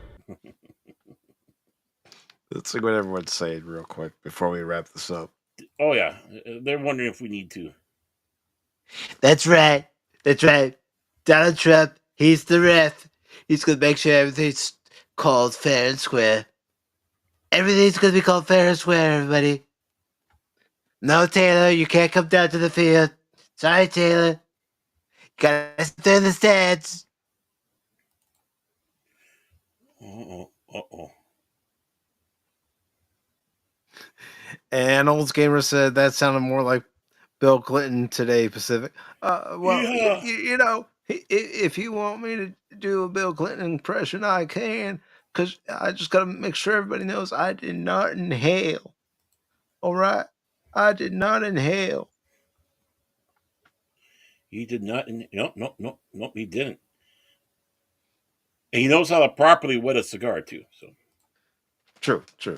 But Baron, before we do wrap it up here this afternoon, is there anything you'd like to promote? Anyone you'd like to promote? well, I just just a second here. Where did that go? My thing is different, but okay. I was going to put a news flash, but we do have confirmation. Taylor Swift is at the Super Bowl. There she is. She's going to be in full support of her little boy toy that she's been blue balling for the last year or so. So yeah, there's Taylor. So it's going to be the Swifty Bowl, and she's going to make sure that she's going to talk to the right people that her boy toy wins this game. Yeah, the Taylor Swift Bowl, which I will not be watching. I don't even care about the commercials. I saw a clip from a commercial that's coming out. I don't even remember what company it was for, but there's supposedly a Macho Man Randy Savage impersonator in it. Oh Yeah, God. there's an impersonator, but he does not do a good impression of the Macho Man. Yeah, he doesn't have it down. Yeah. Yeah, we need. Everybody knows you gotta have a little bit of madness in order to do a proper Macho Man impression. Ooh, yeah. Like the cream of the crop. See, what they need is your voice and a CGI of the Macho Man, and you got perfect. I still gotta work on my Macho Man impression. Better than a lot. Get my voice to that sweet spot, if you know what I mean. Yep. Well, get to work, man. Get to work. But is there anyone you want to promote? Well, of course, we got our stuff going on here, but I just want to remind that Thursday at 540 Studio, Jace Fox's 540 Studio, we have the Beyond. That's Jace Fox, Prismatics, Kilted Cajon, Whoopa Troopa, Hoshi, Cash, Monet 007, possibly, and myself. That are on that panel. That's Thursday, 6 o'clock, between 6 o'clock and 6:30 Central Standard Time. Please join us over there again, Thursday, between 6 and 6:30 Central Standard Time. The Beyond on Jason Fox's 540 Studio. Hopefully not this week, but hopefully next week we'll be able to get back and doing the Cranky Old Fans, the Rumble only exclusive, because Cash and I are officially snooty. We're doing that lording over and better than you are. That's usually on Tuesday over at Cash Money Madness on Rumble. Rumble. It is 10 o'clock Central Standard Time, 8 o'clock Pacific Time, because that's where he lives. And we usually have two topics, keep the show to about an hour. We discuss it. And we hope you'll come by and listen to what we are pontificating upon over there. other than that, I have not been making it to King Dolphin, sadly, these last few weeks, but I do intend on going back over there. And of course, our gaming on Friday. It looks like we're going to be Yes. doing the Marvels again Yeah, uh, Marvel Rivals. because Cash was shoving hamsters into his computer like Richard Gere does. So, other than that, I can't really think of much else. Boom. That's how you do it, folks. That's professionalism. And Back to you, Mike. unfortunately, Tree Rock Cash Hmm. wasn't able to join us today. I haven't even seen a new Oh, message on Discord, but unfortunately, this was a cashless episode of Pacific414 Pop Talk. But I will let you all know that for Wednesday's Pop Talk, we are having a watch party, and that watch party is going to be aliens. So, if you're ready to be scared by aliens, well, come on, I'm scared. come join us because game over, man, game over. Plus, after aliens, we're going to be watching another movie, but I'm not going to reveal it until we actually play that movie after aliens. So, you just have to come by. I'm starting to feel like I was on back in the days on the Kings when Vigilante used to call me this all the time. I'm a bigot again. Woo! I'm a bigot again. I work hard for that. When Vig calls me that, I consider it a badge of honor. So I should be bigot Orman tag. I don't know that that's a moniker I would want to go by, but hey, to each his own. Hey, this is a new age. This is the age of the spirit of Sam Kinison. But Say it! before I promote what else is coming up on the channel, I do want to take the time to thank You're Wrong over on Rumble and also Low Spec for popping in on the Rumble side. Plus, over on the YouTube side, we had Lady Mist join us this afternoon. Olds Gamer 72 Cutlass joined us as well, as did Tree Rock Creation. Old Man joined us. Phil McCracken joined us as well, Two old as men. did the Padawannabe. The long suffering Mrs. Tag joined us today. Of course, Low Spec joined us on the YouTube side as well. And let's see, DJ Ronnie G joined us today. Nerd! Noid. Turtles. And Anonymous. Do, do, do, do, do. Anonymous. Do, do, Anonymous. do, do. Do-do-do. Anonymous. And that was it. But if you watched, you listened, and you lurked, please do me a favor. If you're watching on Rumble, hit that like button. If you're watching on YouTube, hit that like button. Share out the stream. Subscribe to Baron. Subscribe to Cash. Subscribe to Pacific 4 and 4. And also, I am about 792 hours away from being eligible for ad revenue on the YouTube channel. If you could do me a favor and go back and watch plenty of the old videos, plenty of the old pop talks and game streams, and just let it run in the background. Let's see if we can qualify for that ad revenue because every little bit helps. I might get a raise. Might be 3 cents a month now. Woohoo! You do know that it's pocket lint I give you in the shape of a penny. Yeah, I know. But pennies aren't worth well, actually, pennies are worth more than what they're printed on. So I still come out ahead. 5 cents to make a penny. There we go. I'm 4 cents ahead on that penny. But in all seriousness, folks, thank you for joining us this afternoon over on YouTube, Rumble, and X. And we can't do this without you. We appreciate you being here, and I hope to see you this Tuesday when I'm going to be playing Marvel Rivals, and I might be playing another game called The Headliners with a couple of friends. We'll just see how that goes on Tuesday, starting at 6 p.m. Eastern. Then, of course, Wednesday's Watch Party of Aliens. And then Thursday, I'll be playing more Shadow of Mordor starting at 6 p.m. Eastern on both YouTube and Rumble. But until then, folks, remember, don't ever give up on me in a game, because just when you do, you might miss something. Orc lives matter. And Anonymous is saying, duty, dude, duty, do. And you're welcome, Lady Miss. Appreciate everybody being here. Yes, thank you. It's going to be the special edition of Aliens. That's the one I have. And of course, Old Gamer identifies as a Pop Talk pirate. Which I gotta talk to you and Cash about maybe possibly doing an episode of Pacific 414 Pirate Talk here in the future. Yeah, you brought that up there, so yeah, we'll have to see how that works out. Arr. Arr.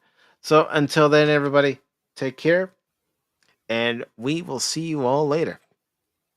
Autobots, transform and roll out. Oh yeah! Thank you everybody for coming in. Appreciate it. Greatly appreciate it.